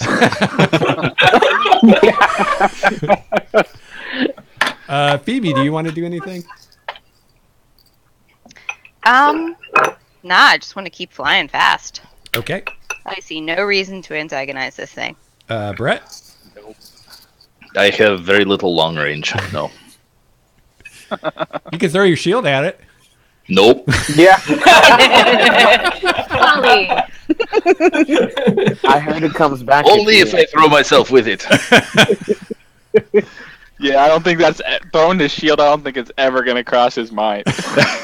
Yeah. I feel like that's the definition of one-use weapon. That's right. Yeah. I mean, I heard it comes back if you throw it at an angle. Yeah. Yeah, right. Get some magic bungee cord to tie to it. Yeah, there you go. Craig? Anything? Yeah. I'll take I'll give it a discouraging shot across the bow, if you would. Okay. So pull up my longbow and I'll give it a shot. Why not? 22. Oh yeah, that hits it. Okay. That is. Damn, I'm rolling well. 11 points of damage. Wow. Ooh. Nice. Yeah, that worked out. That was almost as high as I could have rolled. Nice. Nice. On both. So, yeah. Yeah, you take a shot at it and it sees the arrow coming and it tries to like roll out of the way, and your arrow pierces one of its wings and punches a hole in one of its wings through the membrane. And it makes a really awful sound of rage and pain. Sounds like a cross between a lion's roar and like a bird shriek and like a human scream. It's really disturbing. Unnatural Yes. sound. Serves you right, bird thing. Danielle? I shout. Yeah, I mean, I can't win, but I can't lose. So, I rolled a 1 on my attack. So What I were just you shoot doing? a fireball into the ether. You There's a threw a firebolt. fireball at it? Not a fireball, firebolt. Firebolt. But okay. yes, I did throw a tiny ball of fire at it, and it just Did whipped you off say- into nowhere. Yeah. Did you say I can't lose and then roll dice? No wonder you rolled a 1. Yeah. No, no, for one. obviously karma is Man. I throw mayonnaise. Yes. It is blind and At least firm. And Yeah. Yeah, so you go to cast your cantrip, and at the last second, like there's an air current or something, and the bird kind of does this, and you're like, throw it off wide. It looks pretty, though. Yeah, it's like fireworks. Should have threw mayonnaise at the face, kind of confuse it. Next time. All right. So let's see. Actually, it can take another shot before you guys are out of range. So this time, it's gonna shoot some spikes at Craig's character. well, I wanted to shoot it if I could. Oh yeah, Manny didn't get called.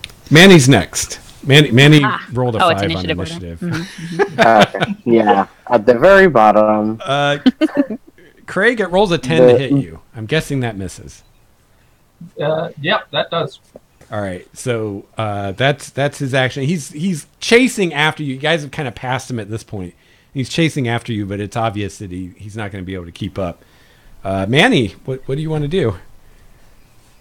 A crossbow bolt. See if I can hit it. Ooh, natural 20. Nice, Ooh. critical. First critical of the campaign. No, somebody rolled crit for initiative. That's That's a total. Don't worry, Wall. I got your back. It's a total of 12 piercing damage. nice. Thanks, indeed. All right. So you put a crossbow bolt in it, kind of hitting it in the side as you guys kind of fly by. And Good. let's see. So Steve, it's back to you at this point. You guys are probably let's see, probably about 100 feet away from it. It's behind you at this point. How far away? About 100 feet. Is that mayonnaise distance? That's pretty far from mayonnaise. Then I'm going to inspire Craig. Okay. I feel inspired. How But how you do shoot you at it inspire him? I don't have any of my websites up right now, so I just pull my harp out and just sing something happy. Okay. Shoot him in the face! Shoot him in the face! It's a nice happy song. Very happy song. Shoot him in the face! Shoot him in the face! There we go. I'm always inspired by disco. Yeah. It's kind of my go-to, so just be warned.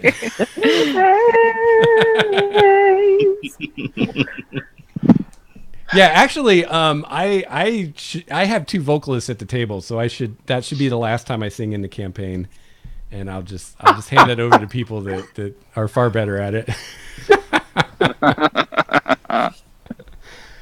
All right.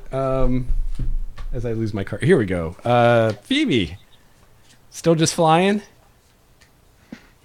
I mean, it's coming after us? It is, but it can't keep up. It's kind of following. Yeah, it's falling. Yeah, behind. no, I just keep going. Yeah, you hippies. It's in the rear view. Hey, man, I don't want to waste a spell slot on this guy. The rear Brett? bird window. I want to maneuver my bird back so that I'm in the back of the party Okay. as we're traveling. So kind of Sure. putting my bird and my shield in front of everybody else. They're in between. Cool. Awesome. And that'll be my... With your gleaming, shiny shield. Yeah. You could probably blind it with it. Blind it. Yeah, I start aiming. Is it... What time of day is it? It's afternoon. Okay. I'll just start playing with the reflection of the sun. Trying to get it in his eyes. Yeah. Cool. Craig. All right, feeling inspired, I will take a final shot at the thing, I guess. What does inspiration do for me? It'll give you a 1d6 on your attack roll if you want to use it. Sure. You get to hit? decide after you roll. Yeah. Yeah. To hit? Yeah. Okay. Yeah. In that case, I will use my sharpshooter feat to do a -5 plus 10 damage. Ooh. I didn't know you had that. That's cool. Thank you. I will take the +5. That puts me 19 plus. God, well, it's a hit nonetheless. Yes, that hits. Yeah. So 14 to 19. Yep, So- that hits. Cool. And then I will do 7 plus 17 plus 3, 20 points of damage. How many? 20. 20? Holy crap. Well, What level are you? 2. Well, if it's a D8 plus 10 plus 3. Nice. So, yeah, I rolled a 7. So, Very yeah, nice. 20 points of damage. Yeah. Good. Yeah, that one goes actually right in its chest. And you actually see it kind of falter in its flight when you hit it. And it's even flying more slowly now after that. You seem to have actually hurt it pretty bad. Nice. Danielle. I think we should take this thing out. No, he's got buddies down below. I don't want to give How time close for them are we to now? come up. About 100 feet. 120 foot for a fireball. Oh, crit, bitch! All right. Do you want me to roll the dice twice or double the dice? Roll twice as many dice. Or Okay. roll them twice, however you... So 7 plus However 9 you is wanna say it. 16 damage 16. Wow. with a firebolt. Nice. Danielle, you're going to have to help me with your name. How do I say that? You can just call me Fear. Fear?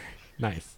Mhm. So Fear throws this ball of fire out of her hand, hits the thing like right in the face, and burns its beard off. Its beautiful mane is I didn't mean gone. to do It's that. just I'm this so sorry. bald, blackened, ugly man head now, and it seems really pissed off, but also very hurt. Oh, I feel slightly bad about the whole beard thing, but Let's take a while to grow, you know. So since it's part bird, do we Yes. smell chicken? Let's see. Yes, you do. It is upwind. You do smell smell. For some fresh reason, meat. I'm getting very hungry.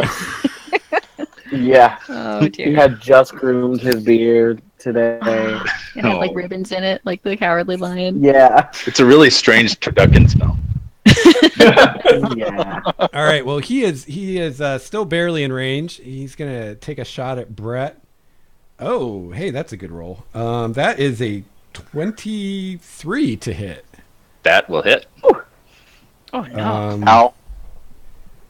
Let's see. Damage. 4 piercing damage. Okay.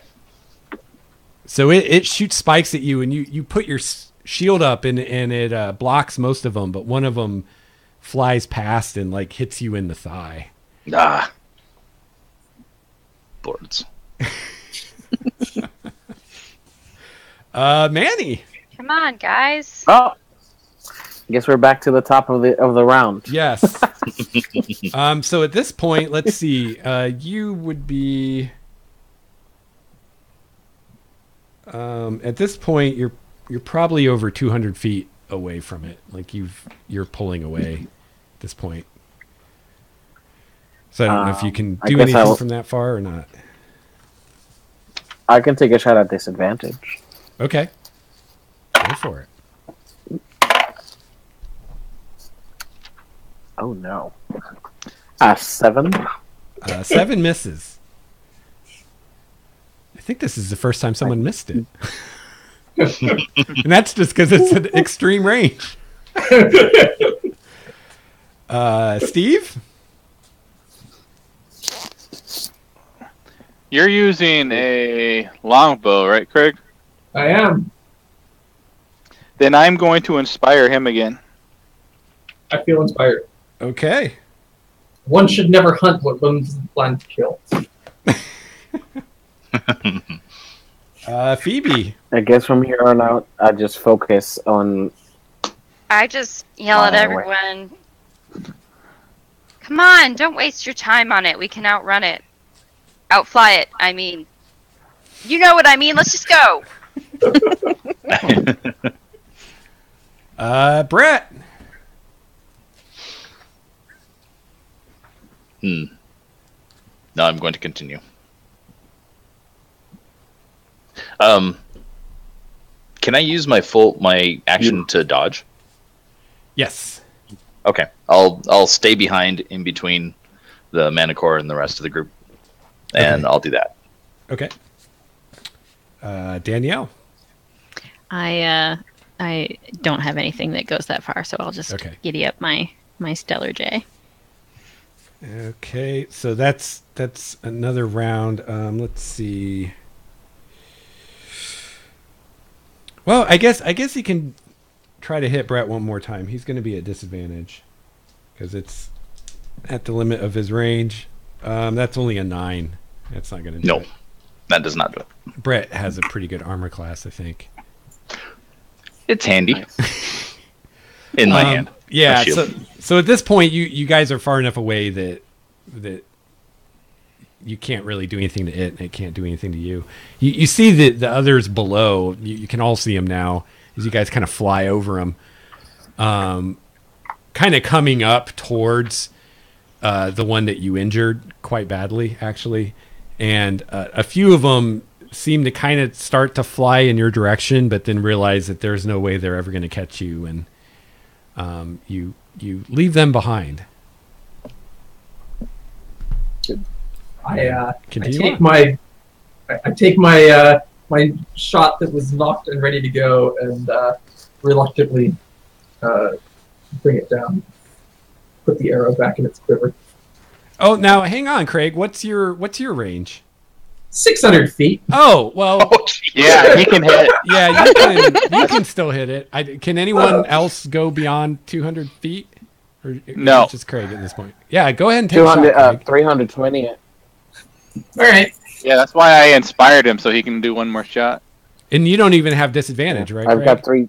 No, sharpshooter means I don't have Yeah. disadvantage. No, sharpshooter. So, Threading that needle. Yeah. so let's see. 15. That hits. All right. So that does 14 points of damage. All right. How do you want to do this? I will raise a holy symbol to Dianara, say that this is for you, and knock the arrow and strike it straight through an eye. Nice. So its face already blackened from the firebolt and beardless and hairless. It is like screaming out at you in rage and frustration as you fly away, and Quincy just fires an arrow, and the rest of you just see, like, it just seems like magically the fletching of an arrow appears where this thing's eye was, and you see the rest of the arrow coming out the back of his head with like some brain on the tip, and it just starts like spiraling down, and you hear the rest of the Manticores like howling at you in rage, but they're far too far away to do anything about it. Oops. You killed our mommy. Raising their fists. Wow, I did not expect you guys to kill that thing. Ding! Yeah. I mean, we used a fireball. That was There's a firebolt. Yeah. Fire. That was on one. How many others were there? fireball at it. When you stumble You're way into too like low a for fireball. higher level, Yeah. That cost me 3 arrows. you'll succeed. Yeah, you weren't recovering those arrows, my friend. No, I'm not recovering those arrows. Yeah, I agree, Mandy. That was You could try. Yeah. That would be a quest in itself, just finding the arrows. So I look upon my bow and I see a small icon has shown up on it of seems like the outline of a manticore. Cool. Ooh. Achievement unlocked.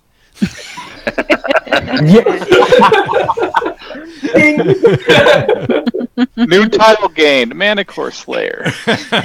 Yeah. Awesome. All right. Well done, guys. So the rest of your flight goes without incident after that, and after about 7 hours of flying on these things, they start spiraling down towards a small clearing that you see in the forest, and they land, and as you guys start untangling yourselves from the saddles and dismounting and getting your gear off, you see that you are in this clearing in the middle of this forest. There's a lot of evergreen trees, but also a lot of deciduous trees around you. There is a thin mist kind of swirling around the floor of the forest. It only goes about as high as your ankles, and sunlight kind of streams in through the treetops, and at the same time it seems a very peaceful and kind of tranquil place, but it also feels like a place that hasn't seen humans in a very long time, if ever. You really feel like you're in the middle of nowhere. And sorry, go ahead, Phoebe. I jump off my J and run to the nearest tree and just hug it. Okay. Oh God, it's been so long. Yeah, it feels really then good I lay to on be the in nature ground, again. start rolling in the grass. Awesome. I look down at Larissa and say, does she know that tree? That's just weird.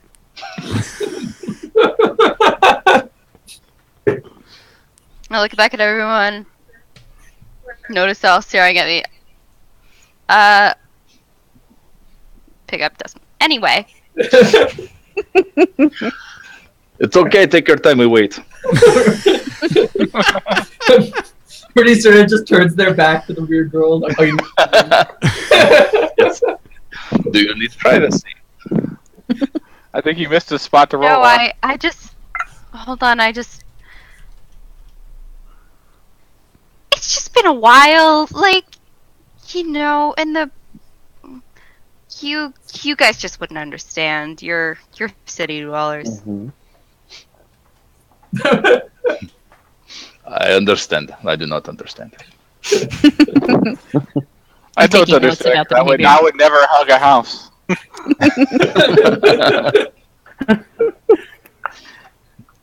pat the bird one more time. All right, so as you guys get dismounted and you get all your gear and supplies off of the birds, once you've done so, kind of as one, they all take to the sky and start flying back the direction you came, back towards the city. And you're on your own. Now we I'm a see little the afraid that village, they may or- not make it back with the Manticores. Oh, Or they just drop us off. They're faster than the Manticores. It'll be okay. how do you think we plan on getting back? Tame manticores. Yes.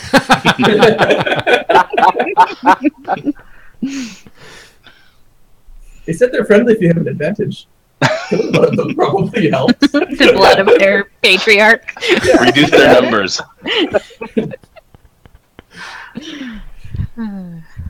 So, about what time is it? Let's see. It would be about late afternoon, early evening, probably like 4 or 5 o'clock, something like that. So how long until dark? You've got probably 3-4 hours until dark. Okay.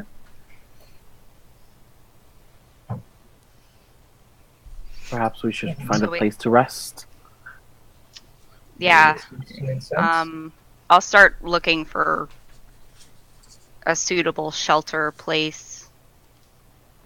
Okay. How far away I just are pull we? out a wineskin and take a drink. I'll go over to Wall and ask him about his injuries. Just Oh, I'm fine. It was a. I don't know what this is. A splinter. It's just a flesh wound. fair enough. Fair enough. I am fine, thank you. Put away my first aid kit. And just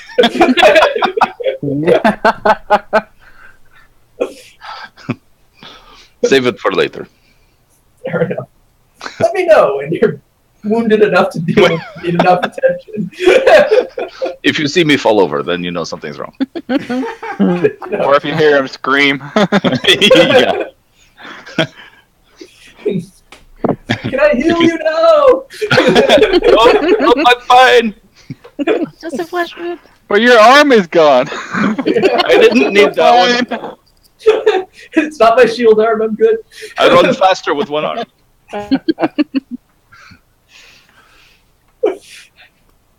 How far do we know how far away we are From what? from our destination, from the village? You don't know. Jorenda told you that where the birds would take you, she thinks is fairly close, but she doesn't really know. It's somewhere in the vicinity of where you are, but you're not. Do That's- any of the signs? There are no signs. Can I use? I yell out, is there any humans around? To village finger. Can I use guiding hand to go to direct us to one of the landmarks that you wanted to mention? Guiding hand? Is that a spell? It is Yeah, it's just a finger on a post like that. To basically village. tiny incorporeal hand directs you to one major landmark that you can name on the same plane. Oh. Well, isn't that handy? Whoa. I thought it looked like I'm not the only one. Doesn't that just completely trivialize the quest?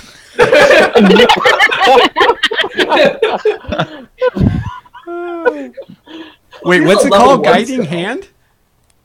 Yeah, it was just showed up on the spell list that I had.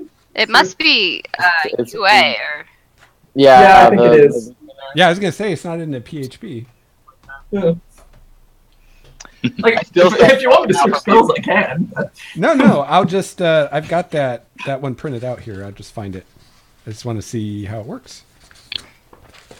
Yeah, I don't know either. I Which- just have the Which book? level 1 divination. UA. Yeah, it's the starter Other spells. Arcana. Yeah, starter spells from April 3rd of this year. Yeah. Page 3, if you want to know. So it's concentration. Takes you a minute to cast it. I can cast it as a ritual. What does that mean? It takes means- 10 minutes longer to cast, 10 minutes. but you don't have to use a spell slot to do it. So you take I'm 11 willing to take minutes. 10 extra minutes. Yeah, so you take 11 minutes to cast it, but you don't use a spell slot. So All right. I will start praying to Dianara and ask her to guide us on her path. Hey, I have that spell as a cleric too. That's cool.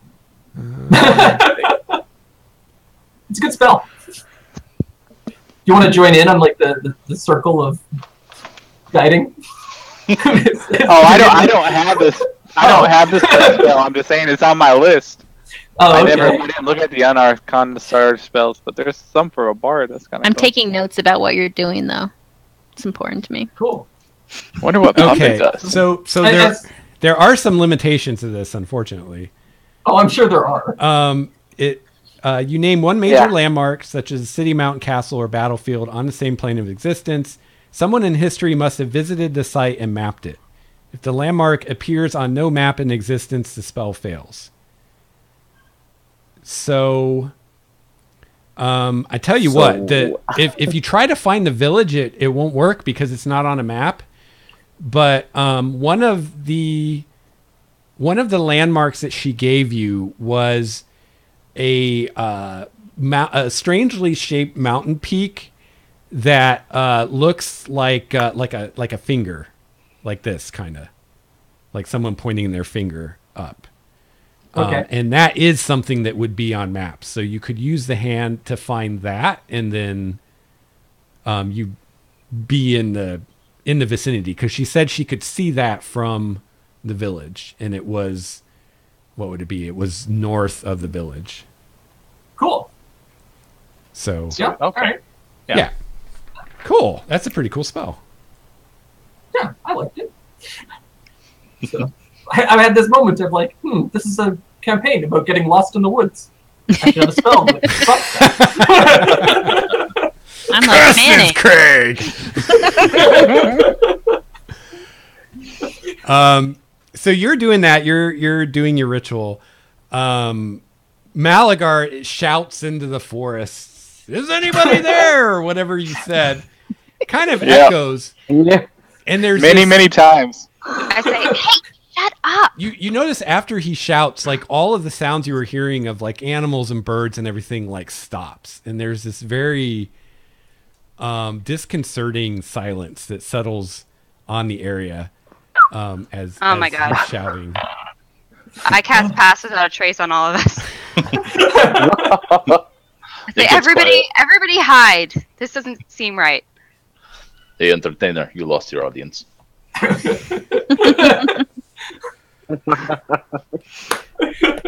Amazing. All right. I'm a city boy. I don't understand. I'm yelling. It's like, this is how you get Say, shit done in the city, man. Like, you can't just yell in the wilds like that. Why not? There are a lot of things out here. That's what we that do would when we got to talk to each other across the square. Yeah, All right. it's also great if you want to get a pack of wolves down on you real quick. It's just wolves. Phoebe, you hear in the distance some rustling in the underbrush. Sounds like a number of smaller animals moving towards the underbrush, heading in your direction at a very high speed, like rushing towards this clearing that you guys are all in. And I want everybody to roll initiative. Can I make an assumption I do not have 11 minutes to I finish my did- ritual? Yeah, you're casting at this point, Craig. Wait, I said pass without a. So did his? There's nothing that could. Man, that's awesome. Well, He pass can without just sit trace. behind us and do his ritual while we kill No, things. I mean like I cast pass without a Done. trace on us. If we did stealth, would it be completely useless since Malagar yelled? Well, yeah, Well, pass also without trace. wide open in a clearing though. Pass too, without so. trace gives you a plus 10 on stealth, so it will help you hide. Yeah. But at this point, no one is hidden. And nobody's hiding. Nobody listened to me. I said to hide. I was casting. We don't know you. I was trying to find people. You found something. Yeah. I just put my head in my hand. I say, city folk. Oh my god. All right, who's Brett? What's your initiative? 19. 19. Craig. 23. Wow. I Man. rolled a 19. I'm also 23 with a natural 20. Oh, nice. What's your guys' dexes, Craig and Manny? 16? Plus 2. No, 15, sorry. Manny, what's your dex? Mine is 14 plus 2. Okay, so it'll be Craig and then Manny. Steve, what'd you get? 20. Man, you guys are rocking the initiative today. Phoebe? 19. Holy crap. Hey. Phoebe, what's your dex? My dex, what was it? 14. And Brett, what's your dex? 0. All right, so it'll be Phoebe and then Oh. Brett. Danielle, what'd you get? 10. 10. All right. Wow. Wow. I'm not used to the cleric rolling high on initiative. That's just Yeah. Yeah, I'm a cleric of the hunt, so high dex, high wisdom, low others. Yeah. Hello. Maybe? Cleric of OP. Okay. Dump everything else. Wait until something attacks me and I die. Yeah. Where? All right, so Bryn hears these things coming. The rest of you don't. So let's see. We're just gonna. Don't what? They don't hear Hearing anything. things coming. So Bryn, you have an action. You have a chance to do something before they get here because you beat them in initiative. Whatever this is, it's coming. So what would you like to do? Hold on. Options above and beyond the obvious are you can dodge or you can also hold your action if you want. But if you hold your action, you have to specify what you're going to do and what's going to trigger the thing you're going to do.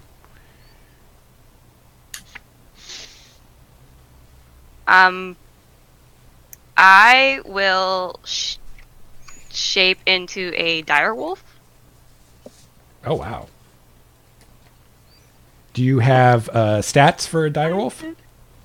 I do. Awesome. I have a whole thing. It's actually part of the character sheet I use. Nice. It gives you all the stats. I was like, this is so cool. Awesome. It is a good character sheet if this is the one that. Yeah, it's really cool. Yeah. It's pretty clutch. It just fills everything in for you. Yeah. Yeah, that was Whoever awesome. did this thing spent a long time. Yeah. I can't remember. Yes, especially where I 'cause it found has- it, but... Yeah. Yeah, especially because it has all the UA stuff as well. Yeah. So you guys are discussing various things or whatever. Quincy's before I doing turn his to ritual, a direwolf, I say something's coming, and and then I turn into a direwolf. yeah, Bryn said something's coming, and then her form shifts, and suddenly she's a direwolf. And is that Well, all you you don't can? see that every day. Is that a bonus action to shift, Phoebe? I think, since your circle of the moon. Is As that a right? Okay. circle of moon druid, it is, yeah. Yeah, what he said. I Okay, guess. so you This is my still first time have playing a druid. you still have your action and your movement.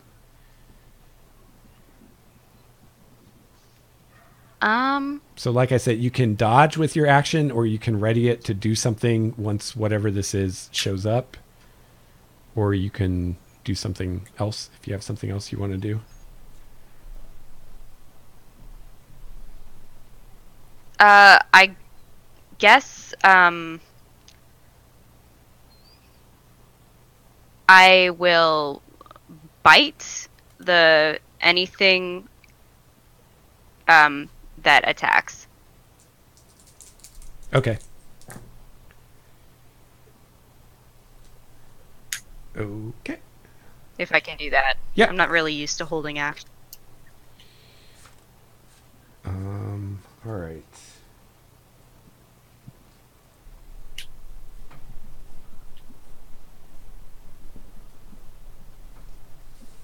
All right. So at this point, you guys, Bryn shouts her warning, turns into a wolf, a dire wolf, and you guys all look at Bryn like, what the hell? And you see her like kind of, legs out straight, like in the wolf, ready to pounce or act, and staring very fixedly in a certain direction. And you guys all look in that direction, and you see coming out of the underbrush, what at first glance appears to be a flock of very brightly colored turkeys.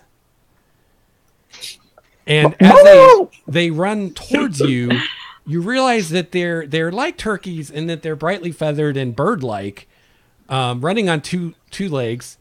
However, unlike turkeys, they have lots of really sharp teeth. Ew. What? Worst Thanksgiving ever. Yeah. I would say that Phoebe and Craig's characters both definitely know what these things are. They're known commonly in Elandria. They're called little terrors, and they're more technically known as velociraptors. Ooh. And they will attack. Wait, you said they're small? Yeah, they're like the size of turkeys, and they will attack things many That's how times big their velociraptors size actually were. in groups and rip them apart. Right. Just They were Jurassic greatly Park. exaggerated in Velociraptors Jurassic were Park. pretty small. Yeah. Yeah, these are the little guys. There's bigger ones too. Wait, were velociraptors really that? Oh, okay. They were They small. kind of were. They would have been kind of disappointing on film, to be totally Yeah. honest. You're attacked by a 3-foot. It's like a piranha. Like. Yeah, see, I was confused by that too. I Turn always into thought they were the velociraptors. bigger ones, but at least according to the monster. Well, they manual, made they're them the not. big ones in Jurassic Park, but they're not. Science has disproven that. Oh, okay. They were like 3 feet tall. And the on monster impacts. manual. So the And the monster manual, obviously the source of truth. Yeah, I was gonna say so Dungeons and Dragons is more accurate than Jurassic Park. Well, Dungeons and Dragons is full of a bunch of pedantic nerds, so But yeah, these are very much kind of peacock colored. So they're Yeah. blue and green and turquoise and purple and very brilliantly colored as they run to murder you all. Is it nature to know those things? Because I am actually expert at nature also. Yeah, it would be. So you would recognize them too. Yeah, anybody with proficiency in nature would know. what Lore these are. master. Mm-hmm. And actually, I guess now that I think about it, the bards would probably know too, because they're pretty common animals in this area. And with your whatchamacallit, your jack of all trades, I think you'd probably know about them too. So that would be just Wall. Wall Yeah. is the only one. what? Nobody told me it was Thanksgiving.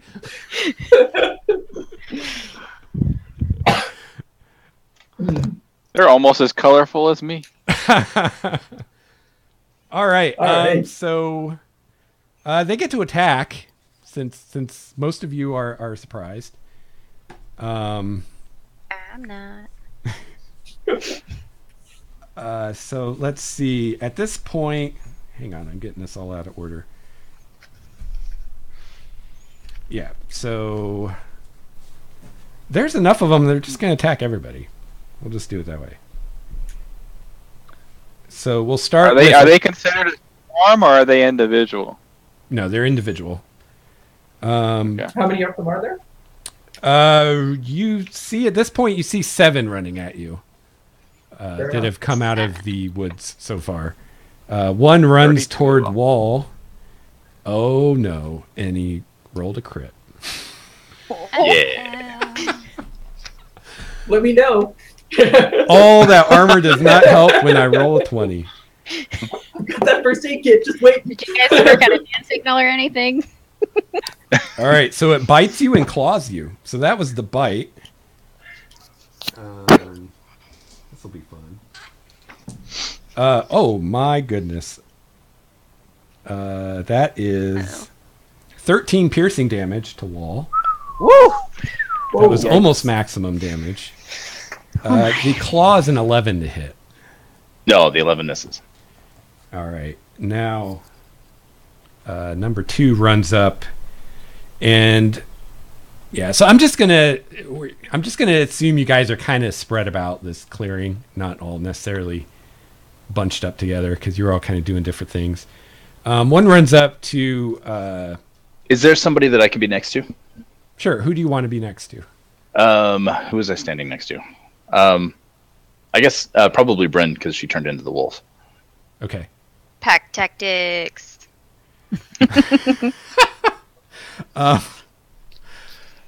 Speaking of pack tactics, Yeah. One comes after Craig's character.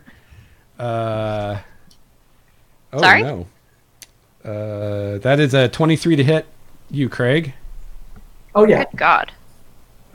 4 piercing damage with the bite, and then a 14 also to hit you with a claw. Does that hit you? No. No. So it bites you, but does not claw you. Does this break my concentration? Because you're casting the ritual? Yeah. Well, I'm not wasting a level 1 spell slot. Come on. well, you as a ritual, you don't use a spell slot, so you won't. I know. waste- That's why I have to keep on going. No, even if you start, like, it will never use a spell slot because you're doing it as a ritual. Oh, So I to can start over? pause? But Well, if I you guess I want can to start. keep casting through this combat, then you can make a concentration roll to see if you can keep going. I will not. I will. If it's not going to waste it, I'll pick it up after the fact. Yeah, because you said you were doing it as a ritual, so Right. it won't Okay. take a slot. Cool. Okay, so then we won't worry about the concentration. So that's Craig. One's going to attack Danielle's character. Holy crap, I better switch dice. I just rolled another 20. Damn it. That hits my wizard armor class. Oh, no. Crit against the wizard. This is never good. I have a high con, though. I'm an alcoholic wizard. Well, that's Question. good. 9 piercing damage. Yes. Phoebe? Since I was holding my action for any sign of attack, would I move after that first one, or would I move after they're all done? Yeah, actually, you can take an attack at. You can bite the one that attacked Wall because he's standing right next to you. Okay. So you can go ahead and do that. So Danielle, you took 9 from the bite. Yeah, that's half of my hit points. Cool. And then the claw is 20 to hit you. Yeah, that hits, of course. For 5. Barely. 5 slashing. Cool. Okay. All right. I mean, is 4 a good number of hit points to have, or what do other people say? That's like max hit points for a first edition. Good campaign, everybody. I'll see you next week. Yeah. Been real. That was Nice knowing y'all. 14 to hit. What, Phoebe? That was 14 to hit. 14 does hit. Go ahead and roll damage. Okay, where are my d6s? I should have had these ready.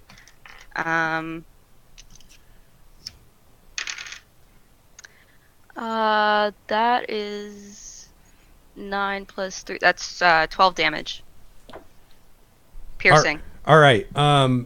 So this Velociraptor runs up, bites at Wall, like bites into his leg or something, Bad stuff. and you jump forward, and you just chomp your jaws down like right around its neck, and you grab it and you like shake it, like dogs do, and you hear with your very keen wolf ears, you hear its neck snap like 3 times.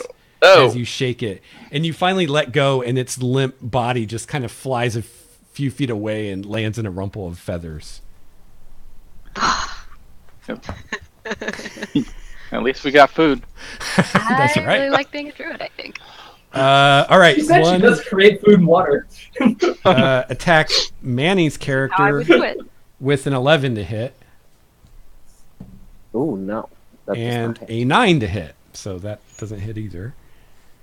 One attacks the wolf with an I 8. throw my shield out for disadvantage. Oh, okay. Rolls a natural 1, so thanks to the disadvantage. Is that against all the attacks or just one? That is. Oh, that's a good question. I believe it's just the one, but it might be. I think different. you're right. I think it might just be one.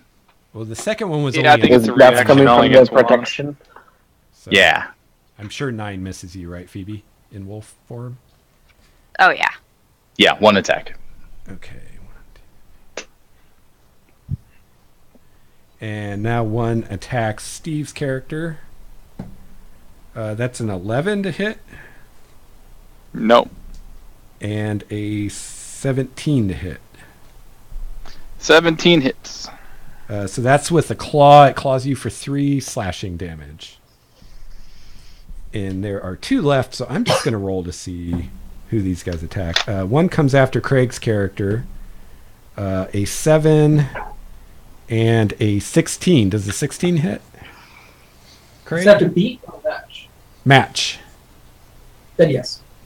Okay, so it hit you with a claw for 6 slashing. And the final one is going to go after Craig as well. This is not good. And I rolled another 20. Uh-oh. Oh my god.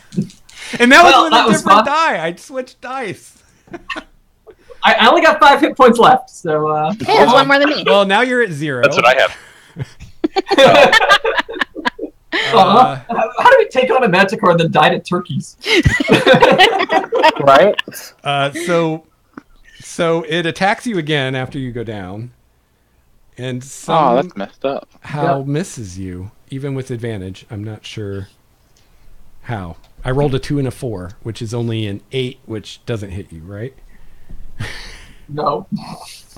All right. No. Wait, how do you miss if he's unconscious? I don't know. Maybe it's chewing on his boot and it's just not doing any damage to him. I think you auto crit. Yeah. Rules lawyery. I think you auto crit when you attack an unconscious person. Yeah, but you still have to hit him. Oh, that's true. So- Isn't it a crit? Yeah. From the hit? Yeah, if you hit, it's an Whose automatic side crit. are you on? Come on. I really think he should be dead, guys. Come on. Yeah. But, Start making that new I don't know character. you're wrong. Yep. Chicken TPK, day 1. All right. All right. Well, Yeah. well, you guys have survived the onslaught. So we go back to the top of the round. Wait, Almost survived on the onslaught. Or Wait, actually, I didn't get an action. yeah, I think. Because this was a surprise round. That's why we're going back to the top Oh, of the. cool. Yeah, that I'm was trying to surprise. remember. I think you still get a go after they go, right? Surprise. I think. Surprise not round is like a surprised. whole round separate from the Yeah, but- initiative. so Yeah. 5th edition doesn't have a surprise round. how many? Oh. How many are still up? 6. 6. 6. Oh, come on. I hate this index. Surprise. See, travel surprise. Just tell me the fucking page number. I hate the index too.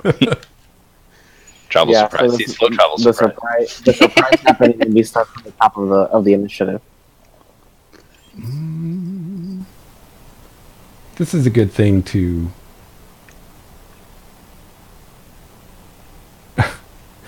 Oh my god, I'm going to scream.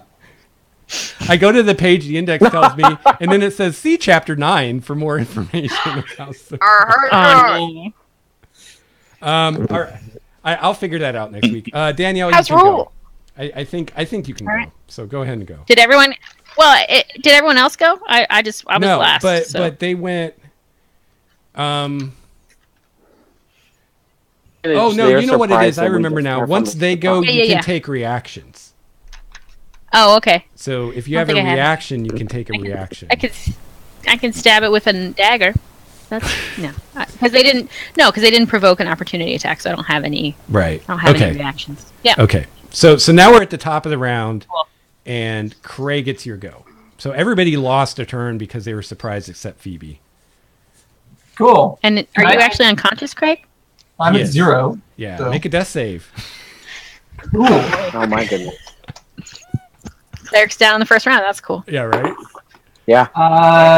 13. That's What a is success. the death save? 10 or higher Oh, okay. is a success. Yeah, it's just a straight roll. No basing, just 10 or higher. No, Yeah. it doesn't add anything, unfortunately. Okay, I have 1 success. Awesome. Manny. Well, I'm going to healing words our fallen cleric. Oh, nice. The irony. My bonus action. I think almost everybody has some kind of healing magic in the party. almost everybody, if not everybody. So that's I do, total but of I'm a wolf. 7. You like lick someone's face. Yeah. Feel better. Healing saliva. I heal you for 7 HP. Nice. Yay! That's half my hit points. And that is a bonus And, action, so you still have action. Yeah. So what are we allowed to do with the action? Just anything. If you cast another spell, it has to be a cantrip, right? Right. But otherwise, you can do anything you do with an action.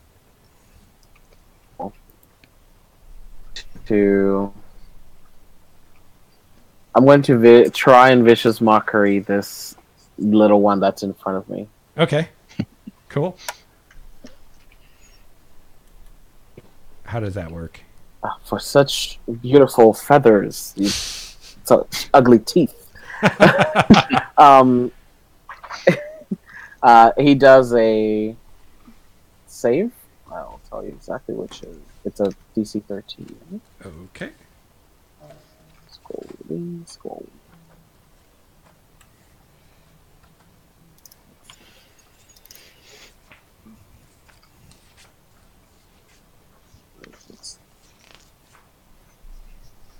I need spell cards.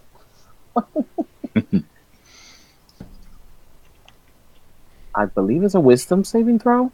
Okay, he didn't make it. So he made it. he did not. Okay, so then he will take 1d4, which is 3, and then his next attack has disadvantage. 3 psychic damage. Okay, cool. Awesome. All right. Which one was that against? The one that was against me. Oh, okay. Steve. All right, bonus action. I am going to heal the wizard. Yay! The wizard. Alright. Thank Sounds you. like the safest bet. The wizard get wants to do some AOE's. 6 HP back. Nice. Thank you. And that was with healing ward, so that was a bonus action. And then I'm going to stab the one in front of me. Awesome.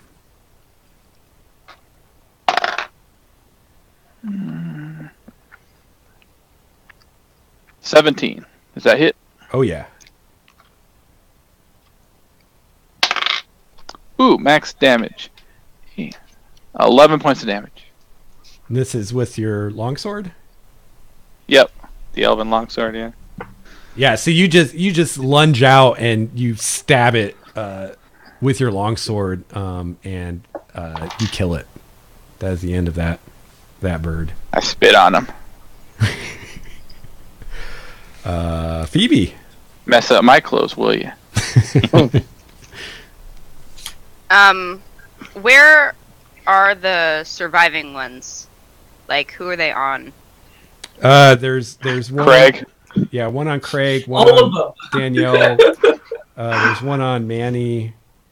Yeah, basically everybody but you and Brett, because you killed that one. I think I. Okay, well, I'll go to And me. whoever The is one in front of me is dead. I'll go to whoever is closest. Well, I've little terror on them, and that one again, and that is yeah, that hits. That was a natural 19. Nice. With your And staff? damn it. No, I'm biting them. Oh, I'm a that's wolf. right. You're biting them. Ooh. Gotcha. Wolf. Woof, woof, woof. Wolf style. And do you And technically have that advantage because pack Yes. tactics? I do technically, but I Yes. did not need it. Well, you Um, could roll a maybe 20. You should always double roll to see if you crit. Yeah. Right. I Get this should. extra HP. Totally forgot about that. I'm gonna. Ah! If it's not a 20, it doesn't matter. Yeah. Yeah, no. Okay. That was still pretty good though. So that's 13 damage. All right, you chomp on another one, and you hear its bones crunch in your jaws, and you taste its blood, and that is the end of that guy. Delicious. Gobble, gobble, gobble. Yummy, yum, yum. All right, Brett. I'm gonna limp over to the one by Craig's character Okay. and attack that. Okay. Isn't there still 3 by Craig or something? There are Yes. 4 left. And 3 of them are by Craig. Yeah, I got attacked by 3 of them. So. Quincy. Sorry. Doesn't matter. Okay. All right. I come up next to Quincy. I'm like, okay, I need your help now. And I swing my battle axe down at one. As he's laying there. Yeah. Wake up. I need healing. Heals, I need heals, I need heals. That is 17 plus 4. 22. Oh, yeah, that'll hit. 1. Yeah, okay. So 1d8 plus 2 with my battle axe. Ooh, 7. 9 total slashing. All right, you chop that one in half. Nice. All right. There are 3 of the 7 left, and they flee. So, if you would like, I eat some. Brett and let's see, Manny and Craig and Steve, I believe, could take attacks of opportunity if you want to. Oh, heck yeah. Oh yeah. I sure do. Oh yeah. Let's fill that cook pot, guys! I grab. 21 to hit. Nice. I got a crit to hit, so I did 17 points of damage. All right, you kill one. I bring out my trusty shovel and bash one upside the top of the head, and I rolled a 3. You miss it somehow. Yeah. Totally surprised. They have resistance to shovels. Yeah. Petty terrors are the worst. How did you do, Double Manny? immunity. 21 to hit Oh, with yeah. my rapier.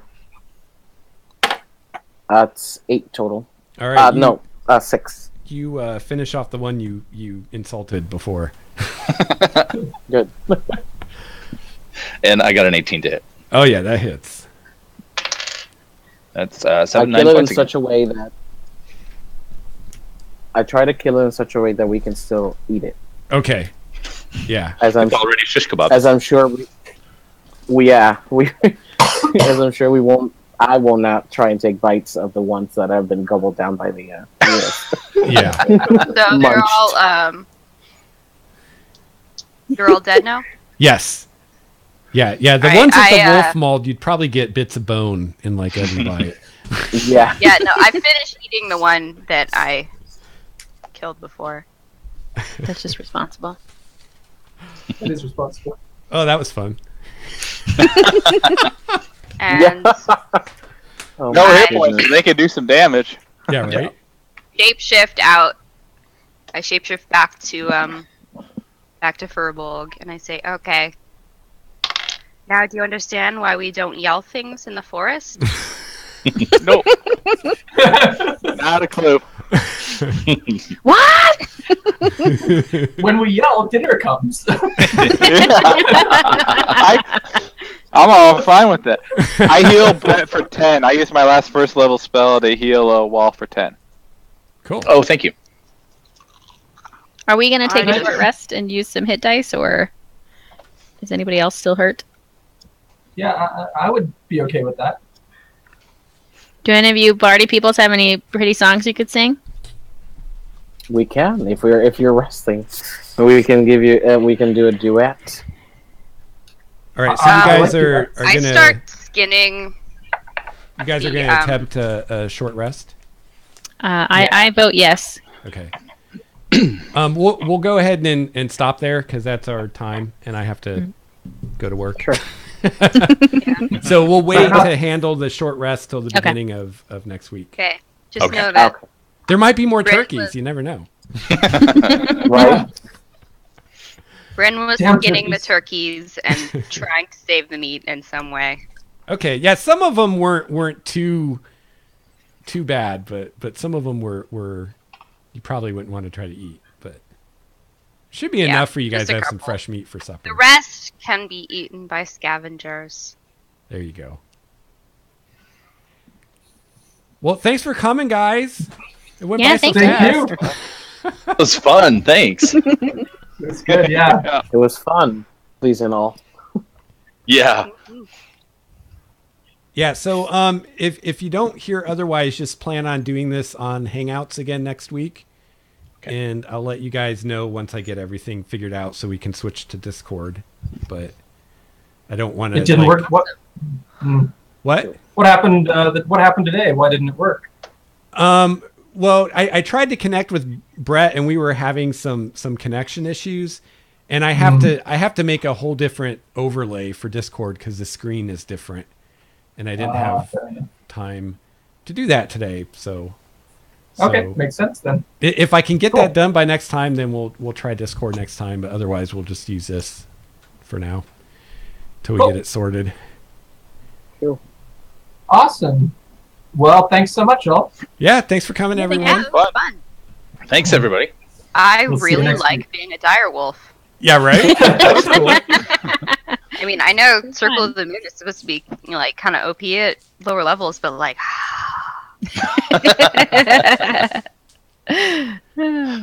She has a taste of it now. taste for blood. Got some blood in the mouth. It's all over now. It's downhill from here. That's right. So Phoebe, the sheet has the animal stats in it. Yeah, you can choose animals by CR rating. Awesome. That's redundant. Challenge rating. Yeah. Challenge rating. And yeah, there's a whole little sheet in here. It's like 4 animals per sheet. Like I have lion, warhorse, direwolf, brown bear here. Does it have? Oh, I actually have a sheet. question. So my limitations, due to my low level, it says no fly or swim. Is that just speed, or is it like No I flying can't turn into a creatures. butterfly? Yeah, you can't. No flying creatures until a certain level yet. Yeah, that's what I thought. Just checking. Yeah. So if it has a fly speed, Yeah. you can't do it yet. Oh well. But remember, you have different parameters because you're Circle of the Moon than the normal. So you need to look under Circle of the Moon to see like the CRs and stuff that you can turn into because you can turn Yeah, into I- better stuff. I know that's Yeah. direwolf is challenge rating of 1. I think I can go up to Yeah. Where was it? I can go pretty high. Like I challenge rating think of 1 next or 2. level you might be able to turn into a brown bear multi-attack. Rawr. Yeah, no, I can go up to CR of 1. So yeah, that was a CR 1, Cool. and Well, awesome guys. I think gotta all of mine run. right now. But feel free to do whatever. I gotta go. Unfortunately. So I'll see you guys. No next worries. Tuesday. Thanks, Flex. Got a blast. Bye, everybody. Thanks, guys. Thanks a lot. all. Good night, Bye. everyone. All right, and thank you to everyone watching. I apologize for people that came later if you can't find the first half of the stream. We had some technical issues. I had to restart the stream, so I don't know what happened to the first video. But after I get back from work tonight, I'll get it all sorted, and it'll all be up there eventually. So if it doesn't show up later tonight, just check back tomorrow. And thanks for coming by. And we'll be doing this again next week. So we'll see you then, hopefully. Thanks for coming.